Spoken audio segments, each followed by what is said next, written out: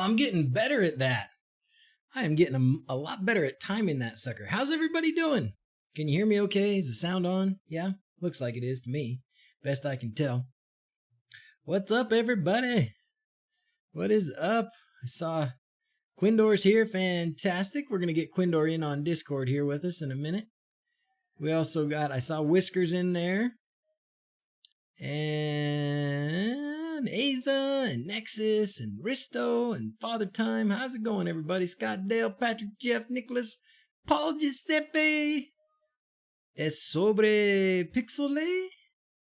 Is this about pixels? Yes, I guess. This is, first, check this out. Do you like this? Besides my dirty, nasty fingernails. That's what happens when you zoom in like that. I'm not sitting as close to the microphone as I usually am, so I'll try and talk a little louder. I got this. Let's show you. I got this a long time ago from Banggood Buddy Woody. You guys remember Banggood Buddy Woody? I still talk to him from time to time. He gave me this. It's a microscope. It's a soldering microscope. Pretty cool, yeah? So, that thing's got a glare on it like nobody's business. We can turn that light off and that'll adjust just fine. Okay, good. Look at all this stuff we got on the screen today. Holy macaroni. So this is my normal webcam. These are all the parts. This is the board, and we're going to be soldering under this Fantastimo microscopo. Even got it. I know that picture is fantastic. Isn't that good? I'm like impressed. I'm going to have to solder like looking at the screen instead of looking at the microscope. Okay, I'm not going to do that. And you get a camera, and you get a camera. It looks nice. I'm impressed. And it's fed into the computer with a Elgato game capture something. Pretty sweet, eh? And then if we hide those two things, if we hide the webcam, which is my normal camera here that's on a lamp, and then we hide that one, you can see what we're building today, and that is the Quin LED Dig Uno. And what makes this thing fantabulous is a few things. For those of you who don't know, I'll go through the rundown. Quindor's going to be here. I'll bring him in a minute, but I'll go through the rundown with you guys about what makes this thing awesome. So it is for running LEDs. It is, turn the mute on the phone, silly streamer. It is for running LEDs. You can run a D1 Mini or a ESP32 Mini, which I think is called a Mini 32 or 32 Mini, something like that. So this is where you would run WLED or something else if you ever find anything better. I don't think you will. So you run that on this, and then what this board does is it gives you a bunch of beneficial stuff. You got some capacitors here which help level out the when you turn on the power so you don't fry your LEDs right off the bat. You've got a level shifter here, and this makes it so that the voltage of the signal that's going out to the LEDs is at 5 volts instead of at 3 volts. That means you can put this board almost anywhere you want, and you can run, I think we determined 40 meters of, or thereabouts, maybe more, but probably I would say 40 meters is plenty. So you can run 40 meters of wire from this to your first LED. So you can have this inside the house. Like my brother-in-law is doing this, and he's using sacrificial pixels, but same idea. He's putting these in the house and then just poking a hole through, and that's how he's running the wires out to the LEDs. Way smart, way smart. This is a 12 volt to 5 volt converter. So if you wanted to use 12 volt LEDs, which a lot of the time that's what we do, especially pixels outside, those are going to be 12 volts. Then you can get one of these, put that in there. I have it. We'll put that on mine. This one I'll make. And that makes it so you can run 12 volts to this, and it'll send 5 volts to this control board, because this will not handle 12 volts very well. So it'll send 5 volts to this, and that'll run fine. And then it'll go out the LED pins that actually go out to connect your LEDs will be 12 volts. So pretty sweet. Here's a fuse. This is a fuse holder, goes here. So if you go over, you're not going to melt something here. You'll just pop your fuse. These are some pins for connecting. These are some jumpers to make some options. And the options are things like which pin you're going to use and which voltage you're going to use. And then there's something else I was going to say. What else goes on here? Hold on. Oh, the temperature sensor. If you want to, you can add a temperature sensor. WLED right now doesn't have a temperature sensor option, but I know we were talking about it. Any news on that, Quindor, from Air Cookie? Anyways, I bought a bunch of them and I've got them. I probably won't put them. Oops. I probably won't put it on there, but I've got them so we can look at it. All right. Okay, let's get Quindor in here. And what I want to do is make it, usually, Renee's not going to be here. He's not feeling well. Headache, not cough and other symptoms, fever and such. So he won't be joining us today. But he says, beware of your fingers. All right, let's get Quindor in here. And I would like to not have to wear my headphones. So we'll see how this goes. All right, Quindor. Here we go.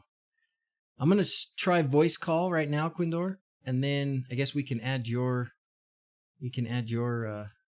stuff. Let me see. We're going to go to voice. And we're going to change some of these things. The microphone, we're going to make it this one maybe. And the speaker, we're going to make it... Turned on my camera. There we go. Oh, here, I can turn on... We can do voice too. Can you hear me okay? Can you hear me live, yeah, not delayed? Yeah, I think so, yeah. Oh, perfect. Wow. Oh, and there's your camera. Perfect. All right, we're going to do that. Let me see. I've got a way to put you on the screen. Actually, there you go. I have to remember to look in the camera. It's off to the side now, so... Oh. He always has good cameras, too. He always had good cameras. How you doing, man? Doing well? Hanging in there? Doing good. You guys on full... camera. That's this one. Yeah? It's a nice one. Yours always looks real sharp. Always looks good. Thanks. You guys on full-on lockdown out there? Oh, well, it's not officially a full lockdown, but besides, I'm hearing an echo. I don't know if the people on stream hear that. Oh. Echo. Okay, so let's see how we're going to do that. I got an idea. We thought we had this all worked out, but I think I got to do something a little bit different. Echo. Where do you go? Oh, I'm trying to find the Discord window. It's over here. All right. I don't know what streamer mode is on this, but... Are you playing me over the speakers? I am, and that's what the problem is. I think what I'll have to do is put you in a headphone in my ear. Think so. I was hoping to not have to. I was hoping it would cancel out the echo, but apparently it's not smart enough. Yep. Does this count as touching my face? I don't know. Well, I have a delayed stream, so people on the stream will have to tell you. Okay. See, speakers, Yeti microphone. There we go. Now let's find a headphone. Just one. I just need one. Used to have some handy. Kids steal them all. Let me see.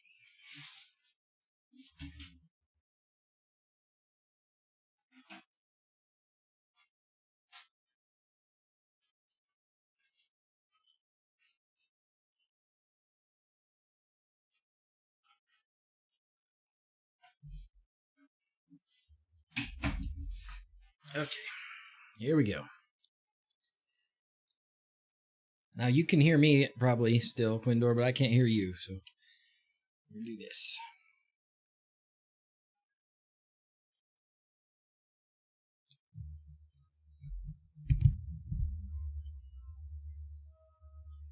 How's that? I hear you. Do you hear me? Oh, perfect. And I hear you. I better put both of them in because you're a little quiet. There we go. All right. Beauty. Okay. Just kidding. Just kidding. You got to be careful, Drax. We don't mess around here.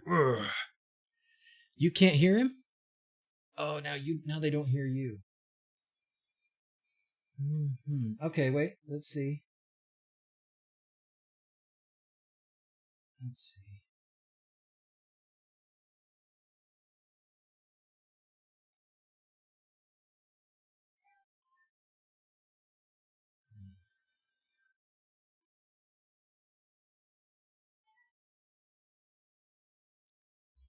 I wonder why that is, because desktop audio should still be on, but it doesn't look like it is. Let's try.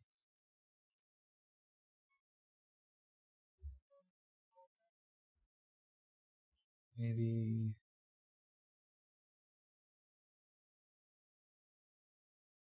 Keep talking then. I don't know. How about now? I don't know. You guys hear? Make some noise. Make some noise. Yeah, okay. Hello. Hello. Okay. Well, they actually can't see me right now, but... Yeah, they can't see it, but okay. I think we're back. I think we got it working again. Okay. Where did I hide Discord now? There it is. Close this guy. And there he is. The man, the myth, the legend. Well, it's not that bad. All right. So I'm excited. Here we go.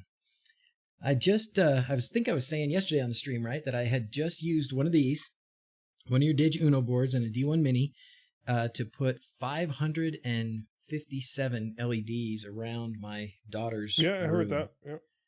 And it looks awesome. I have to keep the brightness way down because that's a lot of LEDs, but Do you run any power injection wires? I didn't have to, and I think it's because I keep the brightness low. If I turn the brightness up, especially if it's white, then it will.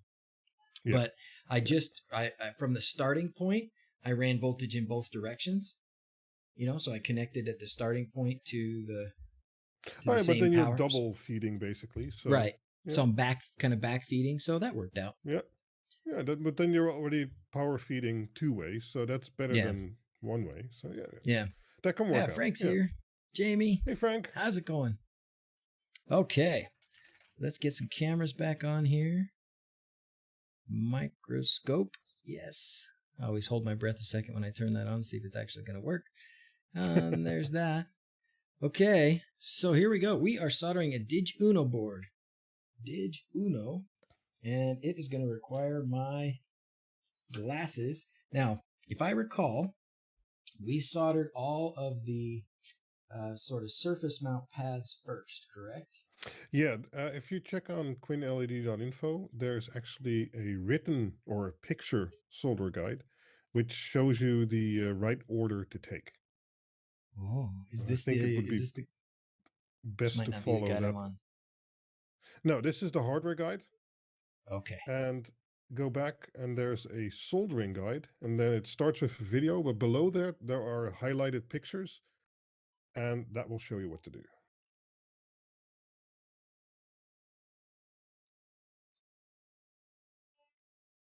Yeah, you have to go to the main site.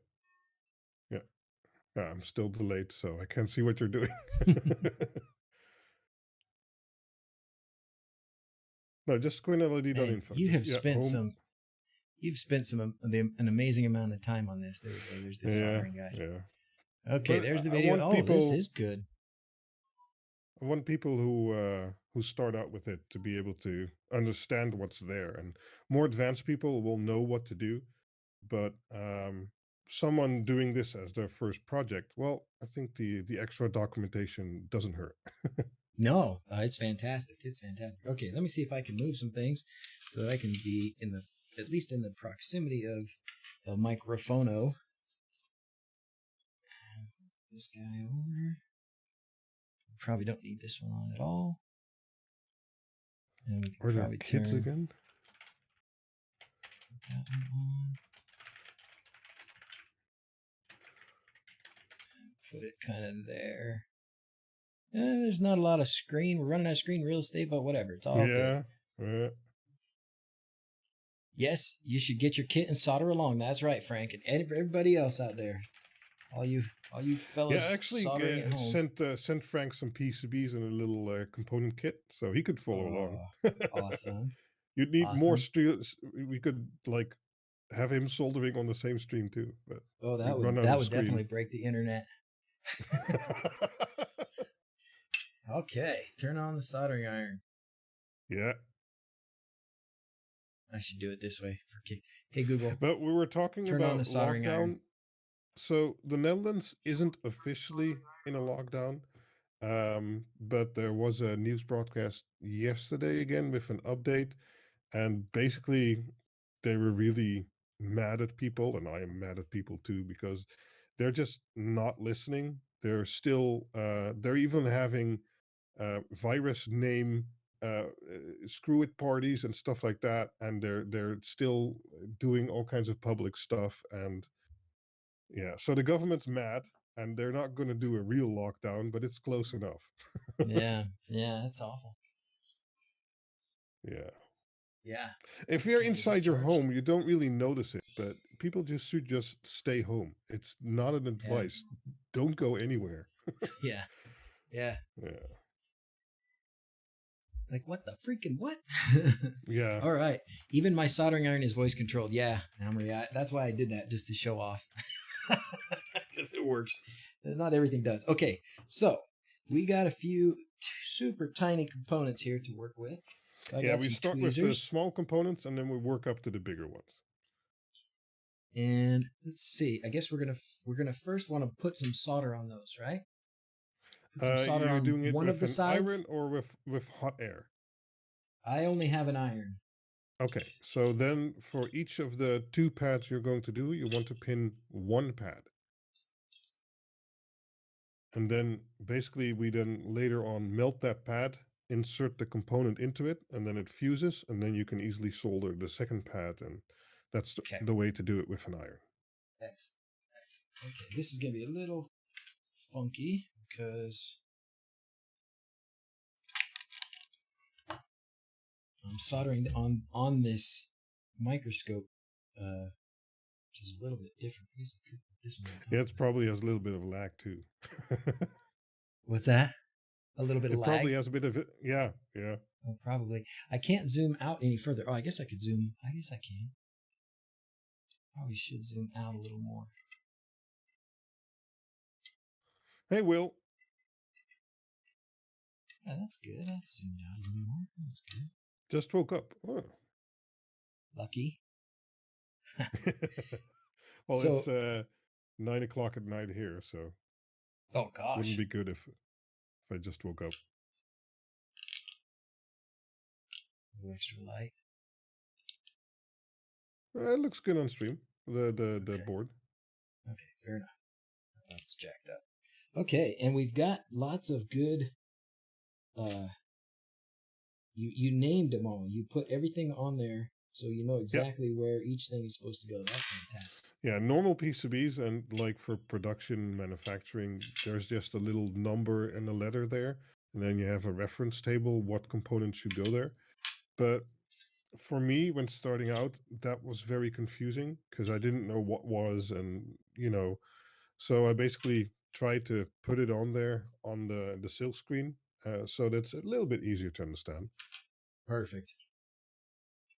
People should hire you to make PCBs for DIY kits. Okie dokie. Here we go. Yeah, That's maybe I probably not already what you have want a to do. day job. That's the problem. I have enough problems already combining it. I mean, I'm Okay. sure you know. All right. What I've got here, I put a new tip on this because my old tip finally was really looking ragged. And Hmm. I was a fan of the real narrow, real pointy tip. And Okay. most folks said use a different tip. And so that's what I'm doing today. So we got a little bit different tip today. All right. Okay. First thing we're going to do is put a little bit of solder on this one. I'm lagging behind on the visuals, but I think that's the right one. It's sticking to the iron and not to the board. Yeah, just keep the iron on the pad for like a few seconds and then try to apply the tin to the pad, not the iron.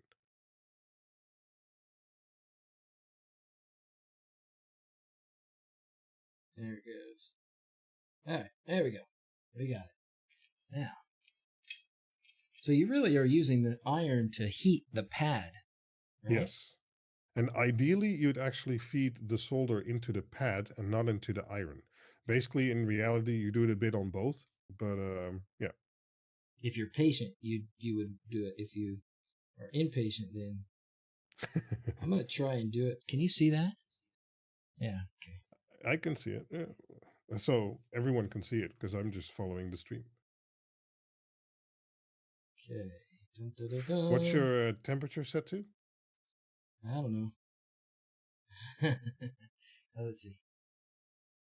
About 250. What do you like to use? Do you go higher? 250 C. Is that 250 C. Celsius or Fahrenheit? I think it's Celsius. Yeah. Okay. 250 C. 250. Where's my flux? I don't know. My flux capacitor? I don't have no flux. That's low. Go higher. Go higher. Okay. Yeah, you should be able to go higher. I'm We'll not go sure what 300. I normally solder at. Yeah, try 300.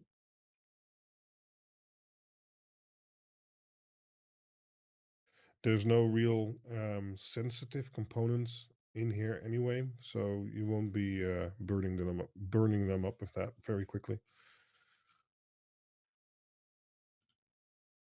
If I just hold it on there long enough, it does start to melt onto there. Yeah. So that's good.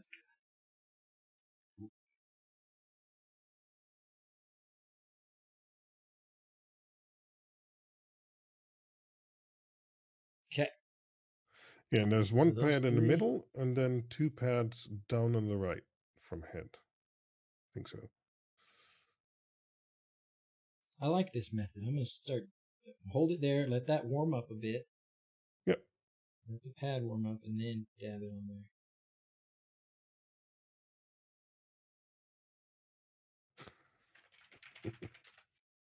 Someone You're says managing chat for me. no, Thank you. no flux. Louis Rossman wants to know your location. Well, his solder has flux in it, so it's fine for now. Is Louis Rossman? Is that somebody who teaches everybody how to solder or something? Yeah, Louis Rossman has a channel where he does board repairs mostly for MacBooks and stuff like that, and he's known for adding copious amounts of flux. So like really drowning it in there. Okay.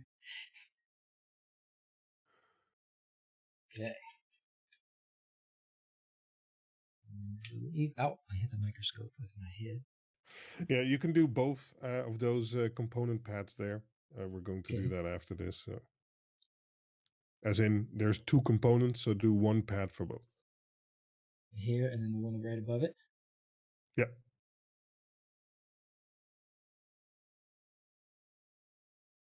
Yeah, putting it on 300 sure makes it melt a lot easier. Yeah, well, that's still okay. Okay, now we're going to do these.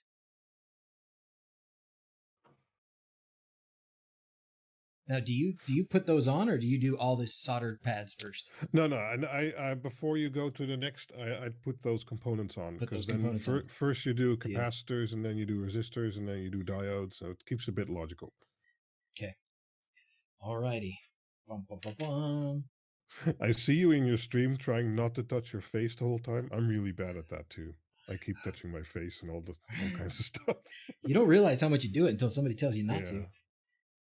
Okie dokie. First component is going to be the 0.1 microfarad. And I think this one's it. Yeah, they're often labeled 100 PF. I think that's PF, right? I can't see anything on this. No way I can see anything on this. Are these little strips? These are supposed to be like for a machine to do, right? Yeah. It's not really meant for human hands. It's okay. I think it's okay, but well, not that I'll hurt them, but just that labeling and size-wise, they're not like individually too. Yeah. Yeah. So like 0.1 UF, which I mostly name them, is also often called 100 NF. So often you get a baggie and you're like, how is this? And then it's 100 NF on there. How to distinguish the resistors? Here's Ronnie. So for SMD's resistors, they are a bit different size, but if you just had a bunch of them lying on the table and there'd be several different sizes, so not just 2, that would basically be impossible without measuring them. Yeah. They have a label on them like this. And this, I swear, I know I've got tons of these laying around now. Every time I do a project, you have to buy like 100 of them, right? And so I've got a ton of different resistors around, and I Yeah. swear they're all written by the same guy. It's the same Yeah, handwriting on could be. all of them. Yeah. It's like one guy. Oh, you're the resistor calligrapher in China? Okay. Exactly. What's your job? Well, I I go write through labels 5 on pens a everybody's day. resistors. Yeah. Okay. No problem here. This is easy as can be. Okay. All right. Is there an up, down, sideways, front, back, right, left? No, Nothing, right? resistors are unpolarized, as they say, so you can do it any way you want. Well, this is the I mean, capacitor no, first, no, right? capacitors. Yeah, no, resistors actually have a top and a bottom, but that's just cosmetics. It doesn't really matter which way around you solder them. Capacitors are the same all the way around. I don't think Check this is my the right. I Discord don't think general this is the chat. right. Okay. Hold on a second before I put this on. I'm not 100% sure this is right. Thanks, Will. Yeah, that's not right. That's not right. This is not right. This is a resistor. This is What are you something else. talking? I don't No, know what that is. That's not the right component. This is. what I'm seeing on screen is the right component, but You think so? it was a Because it looks few just like that one, right? I think so, but there's four. There's four of them that are 0.1, and one of them Yeah. that's 10. Yes. And I think that one that I just opened is the 10, because these are the four of them together. That can so, be. Yeah, these are four of them together, so I think that's how I did it. It's a tricky part about getting them out ahead of time is keeping track of which one's which, because they are not individually labeled. Yeah, that's as I said, I do it per component. So I'd first do the 0.1s and then the 10s and then the diodes and or resistors. So I just have big rolls of them, and yeah. Oh, sheesh. Whew. That one jumped out. Tried to escape. Got it. They do that. Okay. So Adi There we Photo go. asks, if I got all the parts to build on, I don't have the 0.1 capacitors. If I use a 1U instead, how bad will that be? Thanks. So for most stuff, it probably won't matter too much, but the datasheet of the level shifter says to add a 0.1 because a capacitor, basically, the higher the capacitance is, the slower it reacts. So if you need a 0.1, it needs to have a capacitor that reacts very quickly. And if it needs a 10, that's basically more like an energy reserve, so a very big bucket, but it takes a while before it reacts by giving power. You can try a 1U, and I don't know. I didn't test it, so I don't know if it'll be fine or not. But you can certainly try it, and if you notice any problems, that might be it. It's the best advice I can give. That was tricky. Yeah, you got it.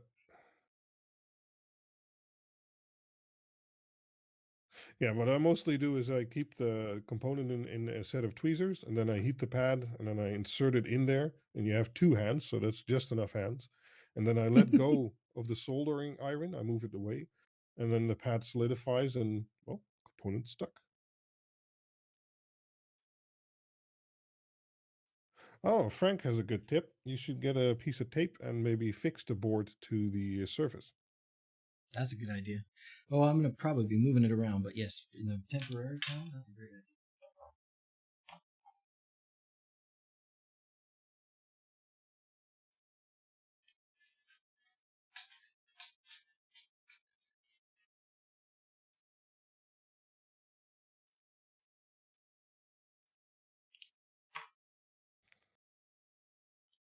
Or blue tack. I've used blue tack before, or tape, or stuff like that. It's fine.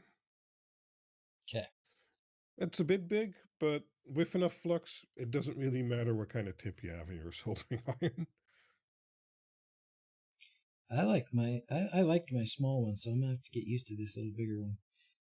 I do Yeah. have one more pointy tip, so if this one gives me too much grief, I'll switch back. I mostly use a concave tip, but then a small one, but they break pretty easily. So most often I end up soldering with a mangled tip anyway. Yeah. I used that one tip for like 3 years before it just finally Oh, started looking just way too pocked up, and cool. it didn't seem to be working very well. Okay, make sure I'm still doing the Yeah. same. As Frank says, a bigger tip is better to get the heat out of it. Especially on my analog boards, you'll need a bigger one because some of the pads need to be really heated up. Do you think the Okay. via in the ground connections help more? What are you getting at, Will?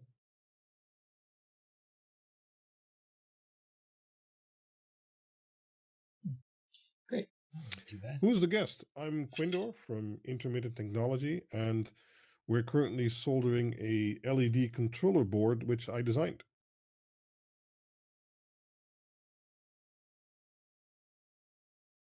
So should the 10 microfarads be smaller than the 0.1 microfarads?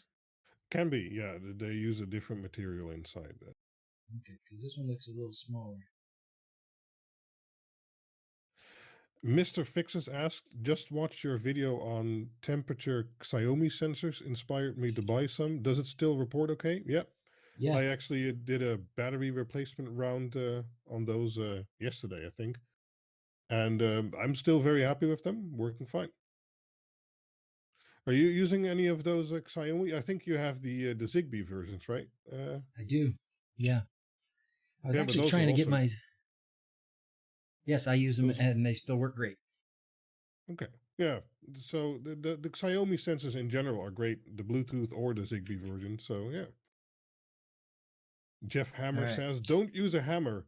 Well, what most people don't know is that Jeff Hammer is actually pretty good at soldering because Is he's he? I'm soldered tons sure. of boards. Is that right? Yeah. He showed me a project. Am I allowed to talk about this? He showed off a project he was doing, like a beer bike, and he's making LEDs inside of them. It's really cool. A beer bike. So you're going to drive around and sell beer off a bike? No, there's people drinking beer on that bike. Oh, is it one of those big ones where there's like a whole Yeah, bunch of them in a circle or whatever? Those look yeah, so yeah, cool. yeah. Jeff, you should send DrZzs a picture. Maybe you can show it later. Absolutely. Absolutely. I've seen those. I can't remember where I was. I think it was New York. No, it couldn't have been. I don't remember where I was. I was in some town and I saw people Oh riding wow, around. They were eating dinner.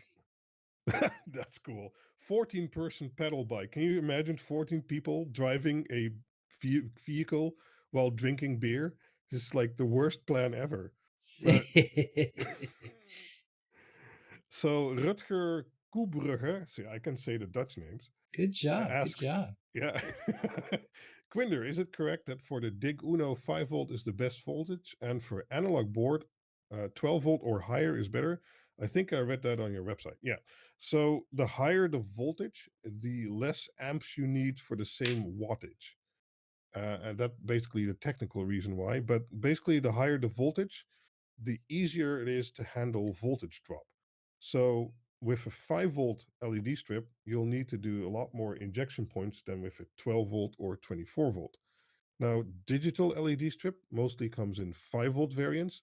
That's because the LEDs themselves actually use around 3 to 3.5 volts. So the drop from 5 to 3 is a lot lower than, for instance, from 12. There is 12 volt LED strip out there, but it has some downsides in regards to power usage. They're a lot less efficient. So that's for digitally addressable LED strip. For analog LED strip, however, you want to try and get the highest voltage you can, and I generally use 24 volt. The only downside to that is that the sections on the LED strip that you can cut will become bigger, but that's basically the only downside. So it's not really a downside even worth mentioning. So then the higher voltage really helps because again, you need less power injection points. We're doing Is that LED lessons today. is that solder on the ends of these too? Because that looked like it melted that time It could be it's maybe they tinned it in the factory. Yeah, on the tips there. yeah. Hmm. You're doing a Okay. great job. I mean, we're getting a really close look, and this is looking fine. Good. Thank you. This is my second one, so I'm pretty much expert now. I've soldered so many. I don't even I remember bet. anymore how many I've soldered. I bet. made a special version yesterday. Let me see if I can hold it up to the camera and get it focused. No, this way. So I've been working on getting a more Oh. production type version, I Uh-huh. guess. Uh-huh. And this is one which has an SMD level shifter instead of the through-hole level shifter, which saves Oh. like 3 cents in construction costs. But 3 cents times like how many is still, you know, saving. Yeah, I'm trying to get the costs down, but the inherent way of this design is meant for DIY. So, You pretty much yeah, redesign it, right? You have to I might redesign in it the almost. future if the demand is there, and it seems to be there. I'm first going ahead with this one, and I just changed some small stuff to try and optimize it for the assembly house. But yeah, did a lot of work on that today actually. So Did you? thanks for sharing, Okay. sir. Good enough. What's the PCB for? This is for controlling digitally addressable LEDs. And as the doc mentioned earlier, it adds like a fuse and a level shifter and some capacitors and stuff like that. So basically, if you build this piece of kit, you don't have to do any wiring on a breadboard, and all the component selection and everything is all done. You can just hook up the LEDs and use it. Well, you It have to works so program it, much but better. It's so much better than just trying to plug a bunch of jumpers into if you, do a I mini. always say doing it on a breadboard is fun to learn, but if you want to hook up something permanently, you just Yeah. want some screw terminals. You don't want DuPont wires and all kinds of stuff Yeah. sticking out. Yeah. I still have that. I still I still have plenty of those around. Yeah. Permanent switches in the house that are stuck together with jumper wires. So Arjen from the Wiel asks Quinder, will there be a through-hole only version? No. This board, especially in this form factor, would be impossible with through-hole because I'm using a lot of the board space to route power through, because you can run up to 15 amps or 25 amps with 2 OZ copper through the board and thus also through the fuse.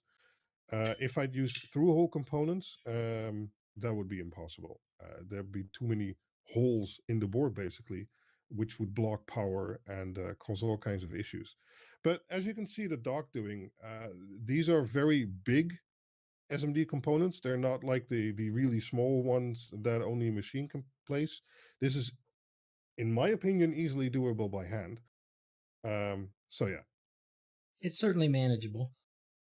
yeah.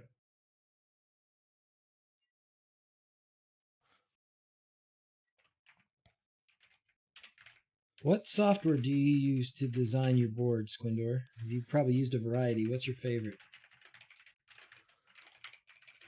Hold on. Yeah, okay. I was just asking, typing. So I started out using Fritzing, and Mm-hmm. Fritzing is a tool, maybe some of you know, where you can easily build something like breadboard like, and then gradually move that to a circuit, and then design the PCB around it. So that was the Quinn LED OG. It was a 2-channel analog dimmer. But after that, I switched to KiCad.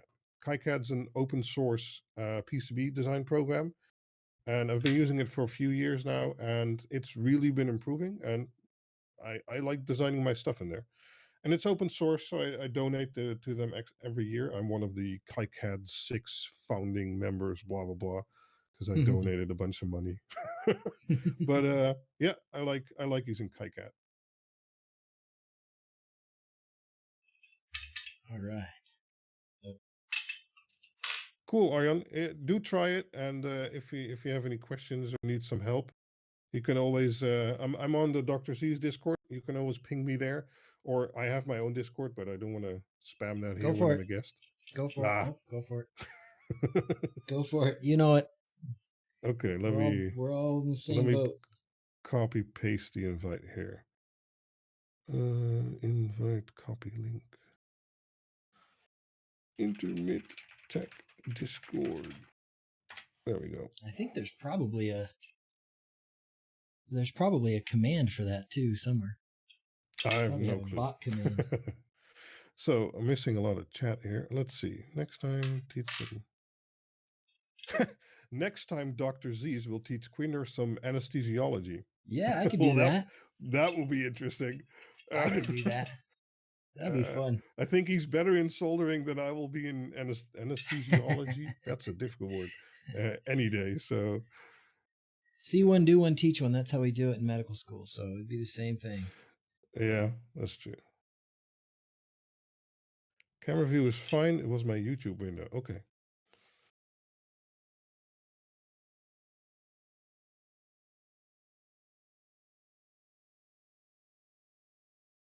I'm doing better than I did the first time. Yeah, certainly. Fabian Posanu, okay, I butchered his name, made 5 today by hand and soldering iron. So I agree it's possible by hand. Okay, thanks. Yeah. You made 5 of these doesn't today? matter. Yeah, wow. I guess. That's awesome. WeMOS D1 board. Yes. These have a WeMOS D1 Mini or a WeMOS D1 Mini ESP32 on them as the controller. All right, we got capacitors in. Yes. 1, 2, 3, 4, so next 5. is one single resistor, and the pad you need to place that is already on the screen.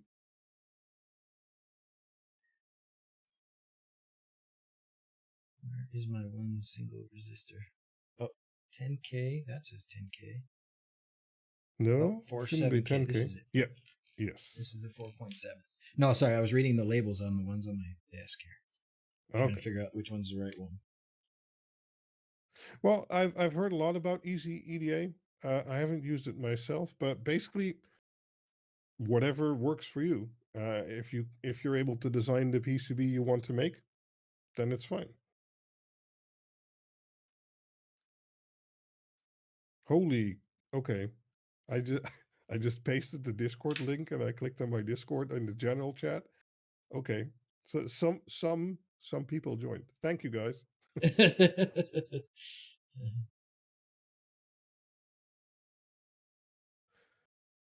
So about a bit more about the board, I guess. Yeah, go. I did a pre-assembled run. I always said I wasn't going to do one, but I did one anyway, because this is very much designed as a DIY product that someone can easily solder themselves. But I did a pre-assembled run of 100, and that sold out really quickly because I think it's basically one of the only boards you can buy which runs WLED, and WLED is awesome. Shout out to Air Cookie. I don't think he's here, but that software just changed the game. And I'm currently working. I'm actually working with a new partner, so not PCBWay, to get the pre-assembled boards available. I'm hoping those will be here in like a month or so. Yeah, and there's a lot bigger batch this time. That's also why I'm working with a different partner, and I'm trying to make some improvements so I can hopefully do some kind of price or maybe a discount for like the first members. I don't know, but yeah. So people who don't want to solder or can't solder, I mean, I get that. There will be boards available in the future, but you'll hear about that from DrZzs too. So because he's letting me be the U.S. distributor. Yes. So I'm letting you be the only distributor. Awesome. Double bonus. Thank you. Yeah. When I first saw this DigUno board, we talked. It was probably last summer, maybe. Yeah, and I think it was June last year. Yeah, June last year.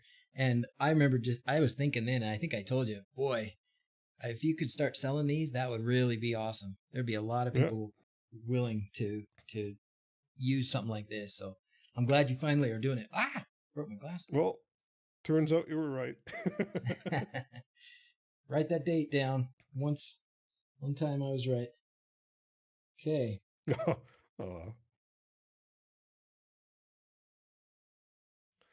So let's see. I'm using an ESP.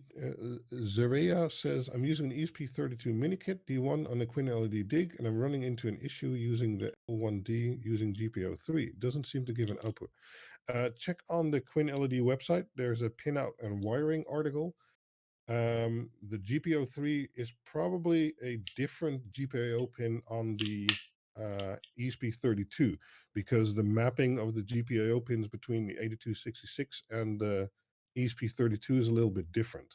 So check there and it should say which pin it is connected to. Aircook is a great coder. Yeah, certainly is. He is amazing. Good guy. Good guy. Okay, we got resistors done. Okay, or that resistor so done. next is Now, diodes. Diodes. Dun, dun, dun, dun. Yeah, Get there's my 3 of those, orientation and right what you again. need to watch out for, there is a stripe on the diode, and there are stripes on the board. Those need to line up. Okay. Now, I do believe last time I had the same problem. I don't have any that are 12s. I have 14s. Okay, well, yeah, you can. You'll 14. Well, 14 will work just fine. Okay. Actually, I'm working on a slight updated design, and that will have 3 times the SS24. So it's like one less different component. So they'll all be 24s instead of having 112. Yeah. I tested that and that works fine. So yeah. Excellent. So let's see the chat. Thanks Jeff for managing says, chat. Yeah, well, here for something. They sold out before you announced them. It was great. Yeah, that's true. I only announced it on my Discord, and they were gone before I even had a chance to make a YouTube video. So Fabian says tin the striped side on the board. Okay. Yep, that's fine. Can you pre-order the Ding Uno? No, I don't really like doing pre-orders or like crowdfunding or stuff like that when it isn't really needed. I mean, I have a day job. I have some funds I can put into this to get them made instead of all kinds of wacky lists and people subscribing and then not paying or whatever. I don't want to hold on to your money either for months. I'd rather do it this way. So no, there's no pre-list. You just got to line up like at the door and knock down some old ladies to get one. That's the only way you're going to do it. I think there will be enough next time. And if there aren't, the way I'm lining it up now is that I should be able to make more like in weeks and not months. So yeah. It's good. Man, I'm getting good at this. I could go work in China. No problem now. Oh, certainly. You'd have to get a lot faster probably to compare with them. But I could earn my 50 cents an hour just like this.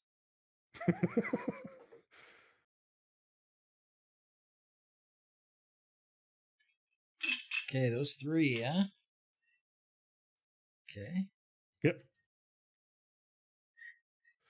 Let's see, what's everyone saying? Doing quite a nice job there, Doc. Screen does not do it justice in how freaking small it is. Well, that's true.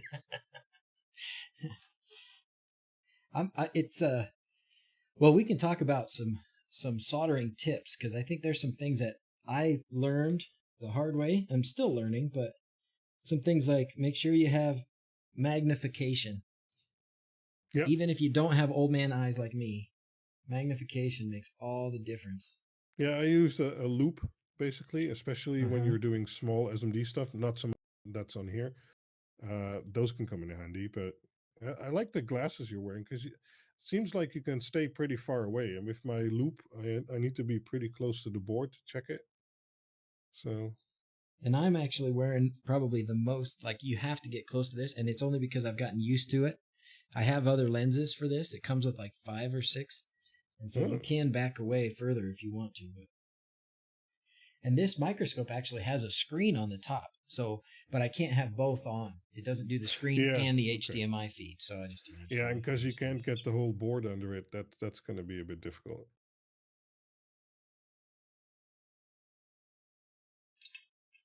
Okay, I'm sure that this is Jason Griffiths. Sorry about that, man. He says, "Is the board more efficient when you solder the caps on wonky?" Yeah, That's not yeah, very it is. nice. These ones are. That makes it even better. You should see the first one I did. This is not wonky at all compared to the first one I did. I thought those were going to fall off. Don't blow on them; they'll fall off. I think you're doing fine. Stereo work Uh, microscope. Yeah, those are cool, but then we're talking a few $100. I've been thinking about getting one, but docks in pick and place mode. That's true, says Ferenc Sabazo. Ah, man. I'm really bad at reading these names. You're doing great. You're Make doing sure you have great. a window open. Don't want you to breathe the fumes. Yeah, that's a good tip. Do you know what kind of stuff's outside right now? We're not supposed to go out there. That's true too. Yeah. uh, I do have a fan Still, going. if they're like 1.5 meters away from your house, that's fine. Doc has a fume fan. I think it's Man, on. look at Yeah, that. that's That good. is beautiful. Gosh, I did just toot my own horn a little bit. You mean the Man, SS14?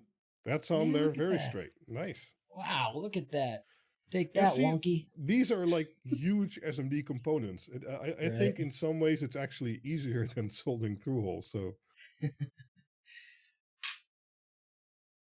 All right, now we got a couple 24s to do, right? These two are Mark 24s. Vromon asks, Quindo, are you from the Netherlands? Doesn't my accent not give it away? But yes, I am. Who isn't? So I sent stickers today to a whole lot of Okay. people that have been waiting a month or so for stickers. And I sent, I think, 8 packages of stickers or 8 envelopes. And I think 5 of those 8 were all going to the Netherlands. Whoa, okay. Nice.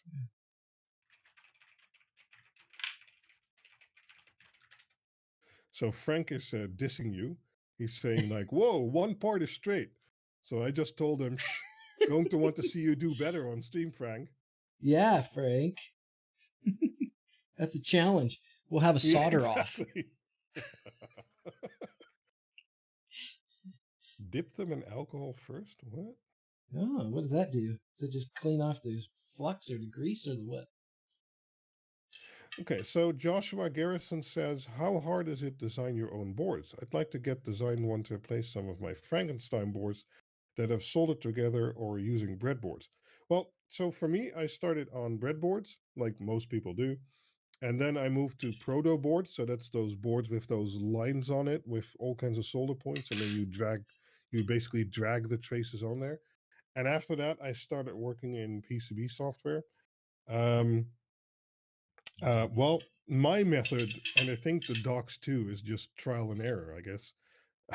I think I've done so many PCB orders.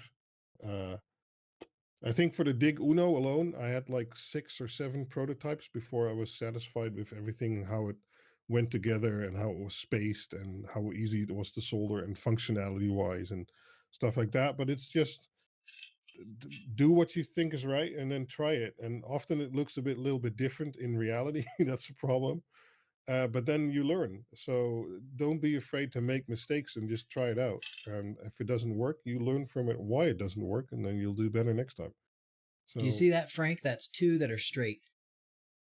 yep. These are the big ones. These are the easy ones. Frank says, I have a challenge. Split your config. Oh, dang it. That's low, man. Maybe someday. Maybe I got enough vacation time now. Maybe. Yeah. See, I still don't have vacation. I mean, Really? I know this is a very wrong thing to say or think. I'm going to do it anyway. My job doesn't require me to be anywhere. I can do my job anywhere because I'm an IT consultant. Basically, if the hardware is in the rack, I don't have any reason to be anywhere in the world. So no vacation for me. I can just work from home. So I'm kind of That's envious because I just want to make videos, but yeah, gotta work. yeah. There's the good and the bad. When I'm here, I don't get paid. Ah, Unfortunately. well, that would be bad. Yes. Yeah. So yeah, I mean, I understand it for people who are at home and don't get paid. That really sucks. It's gonna be tough. Well, let's all stream about that once. Okay. Uh, enough ideas for in the future. Will Hutchington. Hey Frank, how's your 3D printer coming? Oh, there you go. Thank you, Will. Andy Sawyer says, besides the LED boards, what are your most useful board you have designed, and are we likely to see it for sale? Um, I think I've only released LED boards, either analog or digital, but still. And I do misuse them somewhat because all the boards I design have GPIO pins on them. So I do use them for that. The most recent one I'm finishing right now is like this Whoa. behemoth. Whoa. So I made a Quinn LED Deca 2 years back or 1.5 year back. I recently updated it too and stuff like that. But that's a 10-channel analog dimmer, and this is also a 10-channel analog dimmer. It's fully SMD on the backside, Sheesh. but this one adds a lot of features. So it has a some input fuses, and then it has a fuse. Where is it? There we go. A fuse per channel. So I use this. I'm actually have them in production now in my home. That's my production environment. um, but these have a fuse per output. So if you run a lot of high power LED strips or LED lights or stuff like that, I like having a fuse per output because it just adds some safety. Um, yeah, this one has an insane PWM rate of like 300 kilohertz or higher if you want to. It has 8 amp power handling per channel. It can do dual voltage output. So if you're, for instance, input 24 volt and you have some 24-volt LED strips, you can change 2 channels if you add the optional DC-DC converter to output like 12 volts, for instance. So you can do that from the same power supply, and just a lot more protection. And it's because of the large caps on there and stuff like that, it's very quiet. Especially the OG design, depending on your power supply, would make a bit of squealing noise. The quad and the Deca were a lot better on that, and this one basically doesn't make any noise. So, yeah. Anyway, so I basically only do LED boards. I have some plans for in the future for some other stuff, but I'm not ready to talk about those. So I got this right. I think it was Will. Was Will checking on me? I got this right. Now I'm back. I'm on to this piece. Now, when we did this at Christmas time, I had the wrong. I had the Yeah. wrong chip here. So now I got the right chip, and you flip the board over to put that Yes. chip through those holes, and then you just go back over here and now solder all those little Yep. pins, little spots.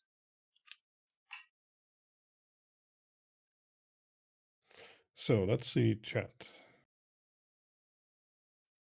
I really enjoy watching your videos live, but I'll have to leave work in 5 minutes, says Swas H Burn 0529. Okay, well, you can watch back later, I guess. Thanks for being here. Yeah, Much easier to clean your tip in steel wool and pre-tin before applying. I do have some steel wool here, but I don't usually pre-tin it, but I guess I could. Maybe I'm I do. shortening the life of Yeah, the he tip. means pre-tinning the tip. So just putting a very small dab of on there, because then it heats up the pad easier, basically. Okay. But you do want to feed the solder into the pad because the flux is in the solder, but it just transfers heat easier if there's a little bit of solder on your tip. Yep.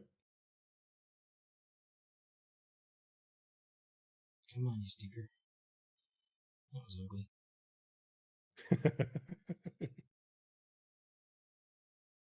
Yeah, I was basically, if trying to it's get not under there. flowing on the pad, it just needs more heat.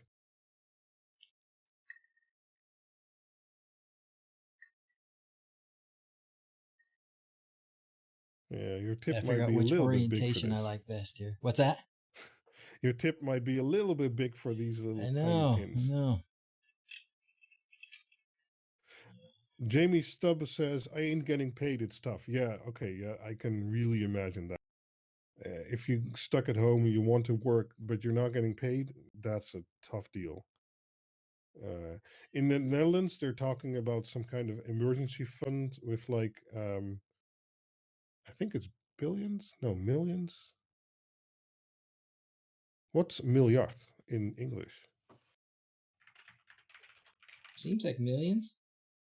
Oh, no, billion. Yeah, they're talking about an emergency funds of like 10 or 20 billion to try and compensate with at least like a minimal salary for people who are stuck like that.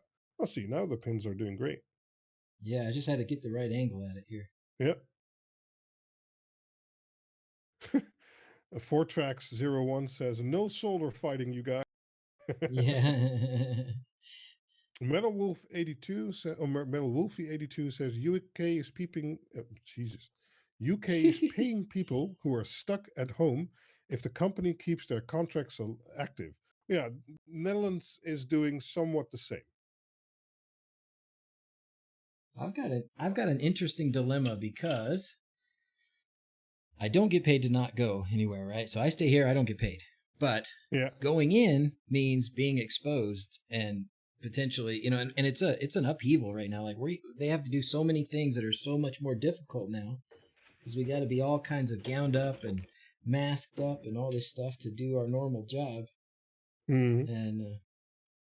And then I also don't mind being home. I kind of like being home. I like being with my kids and stuff, and so Yeah, I'm torn. I I'm get okay that. with I this for get a that. little while. After a while, I'll probably need to go back to work, but for now, Well, we all need to eat, so that's the yeah. problem. We both can't live from YouTube alone, and I mean it helps, but it's nowhere near. At least for me, I can't No. speak for you, but I can't live from that. Okay, now I flip this guy back over. No. Yeah, so now we're doing some pin headers, and basically we're building up the board based on component height.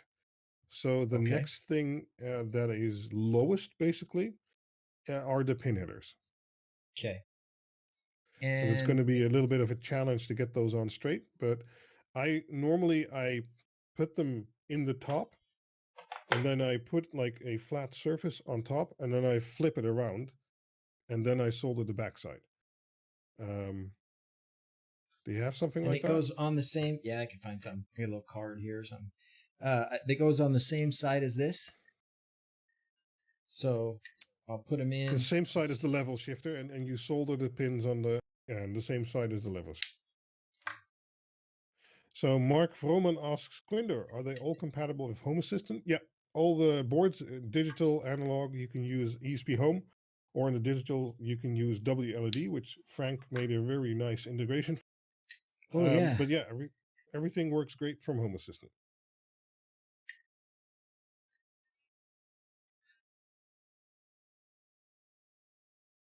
Like this. What do you say? Yeah, those are at least, yeah, they're on the right side, but now you need to flip it around and hope it stays in there. I Oh, basically I put flipped it. all of It's them in already there, flipped. and then I flip it around because then it's like standing on both sides of the board, so you can easily solder it. Did you manage to do that by hand? You've like magic Mm-hmm. hands. I do. So So, I, oh yeah, I'm soldering on the same side as the SMD components, correct? yes, all solder goes on the same side for this board. Okay. Oh yeah, that's a good way to think of it. Okay. Yeah, not all my boards do that. I try to keep it on one side, but sometimes you can't. But on this board, everything goes on the back. Our government is working on funding for everyone off work, but it hasn't really happened yet. Logistics nightmare as millions are signing up. Yeah, Jamie, that's sounds like the same situation as here in the Netherlands. It's the same in Italy, says DK1. Okay, cool.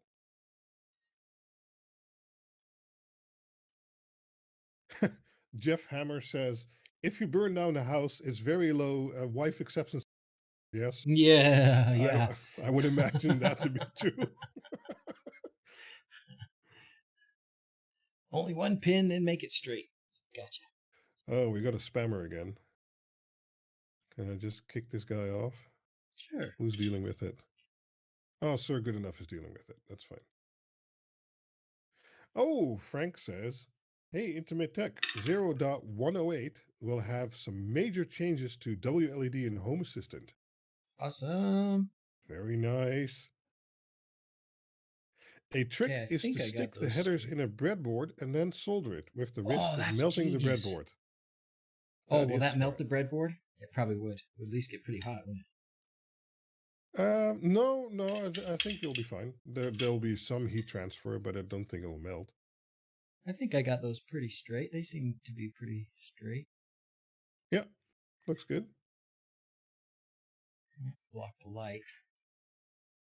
I'm totally into Home Assistant, but need to get a Raspberry Pi, says Mark. Well, you can run it on anything.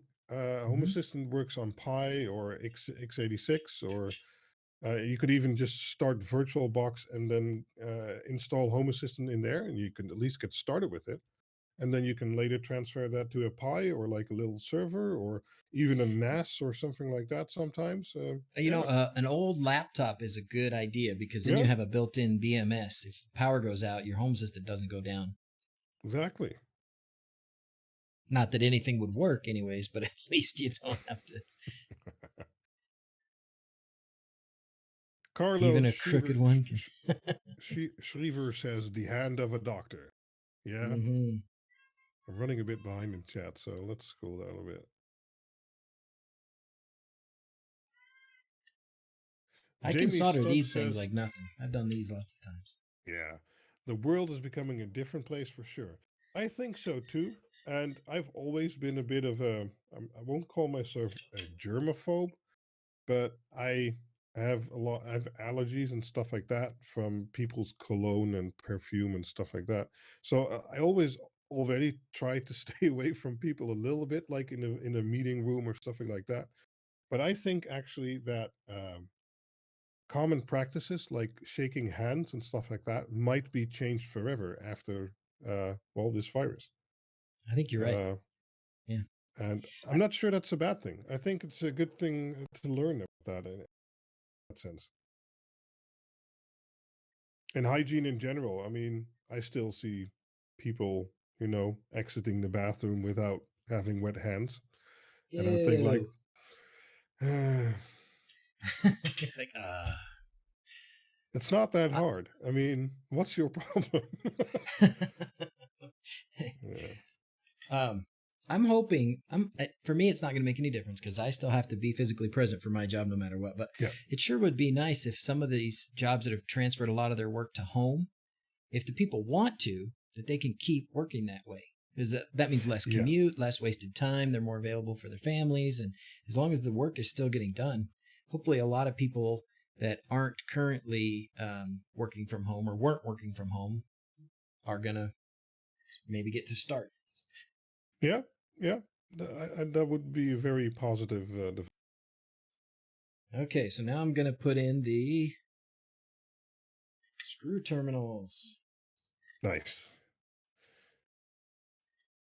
Yeah, Now you can do, those basically. You can also do the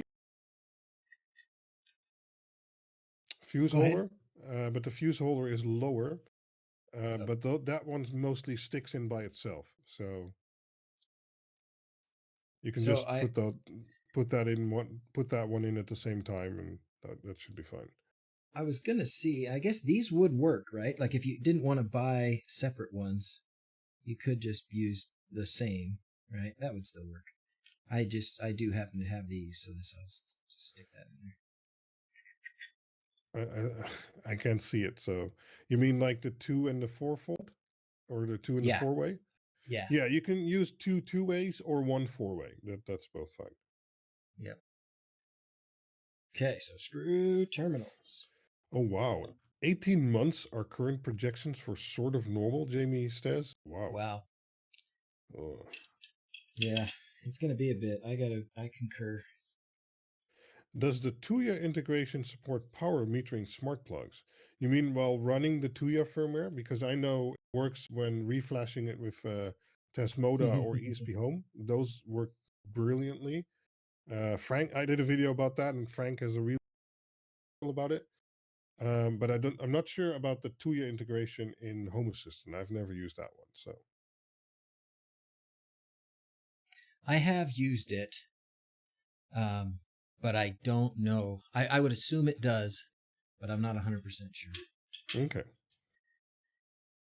because they were pretty, and Frank can probably tell us better. I know when Tuya was kind of new a year or so ago, they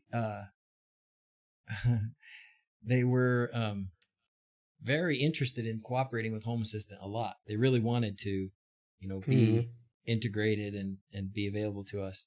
So let's see. Juke is saying, please resolder the diodes. Why? What's wrong with my diodes? You don't like them? Yeah, maybe it doesn't look that great on just fine. One little trick is if you melt one of the pads again, and then while pulling your soldering iron away, basically flick it up the side a little bit. That would create a prettier solder joint, but this will work, I think.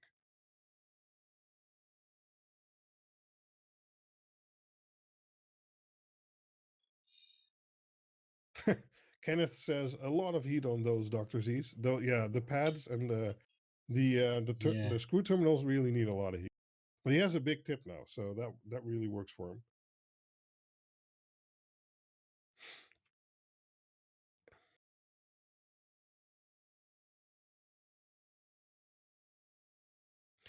Alex Mazinski says, bought a lot of smart light switches for my dad's house after he had it rewired.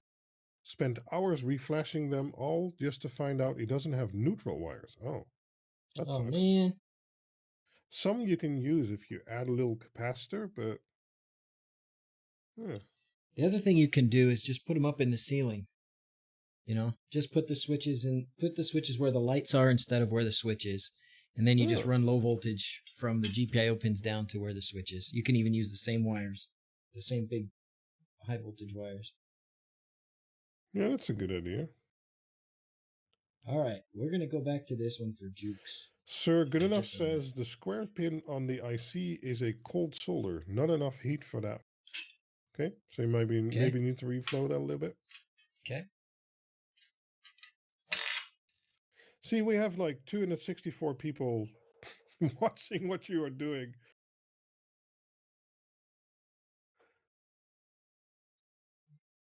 Okay.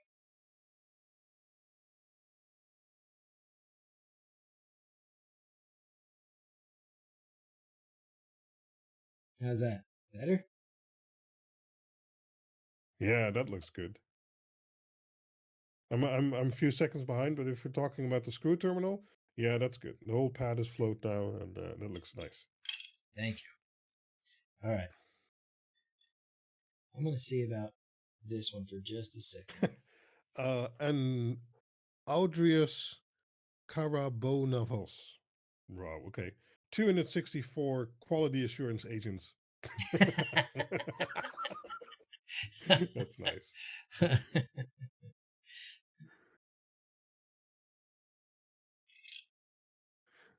We are so critical, aren't we? You guys let me get away with anything. Clement Patut, but oh man. Okay, Clement. There we go. Watching with an eye and working with the other multitask.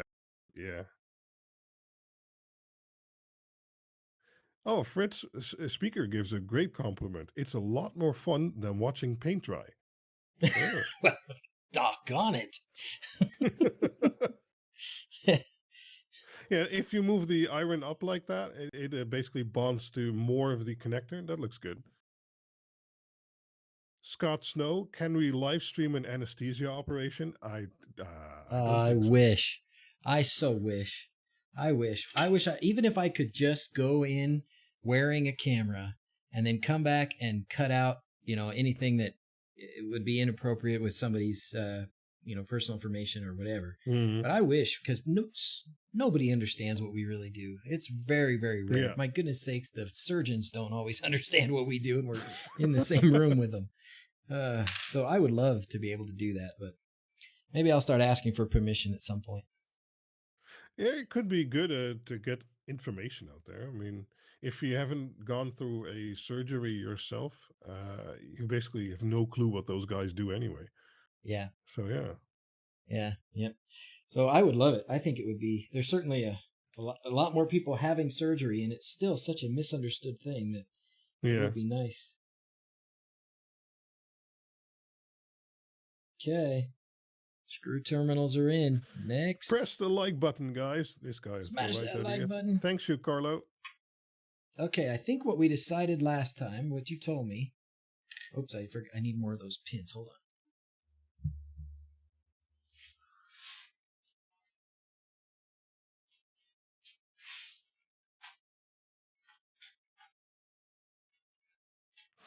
Razvanad1 says, as a former engineer at Gigabyte, I will say to use air soldering station for SMD components. It's faster and cleaner. Yeah, I certainly agree with that. And if you have a hot air station, that's of course better to use for those components. But if you don't, this board is still pretty easy to do with a soldering iron. So GMNPL. Oh, no, go ahead. what? Oh, GNMPL says, almost like Bob Ross, please stay a little diode. Oh, please say a little diode. Happy little diode. We're just going to put a happy little diode here. Just, it's okay to make mistakes. Just people a little still want solder you to here, a drown little flux over there. Still want. drown So you want me to everything in just put a ton of like I don't know what Juke wants me to do different there. I don't know what he wants me to do. Is it the wrong? Am I got the wrong side on? Am I not got enough solder? Like I don't understand. I think that's fine. You can reflow it and maybe wick it up so it hits more of the connector. But other than that, yeah, perfect.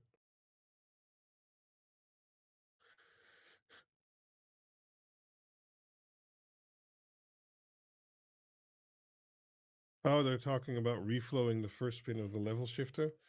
Did you do that already? Not sure. Oh, that one right there? No. Okay. Jason Griffiths asks, Z, what do you ask the patients just before they go under?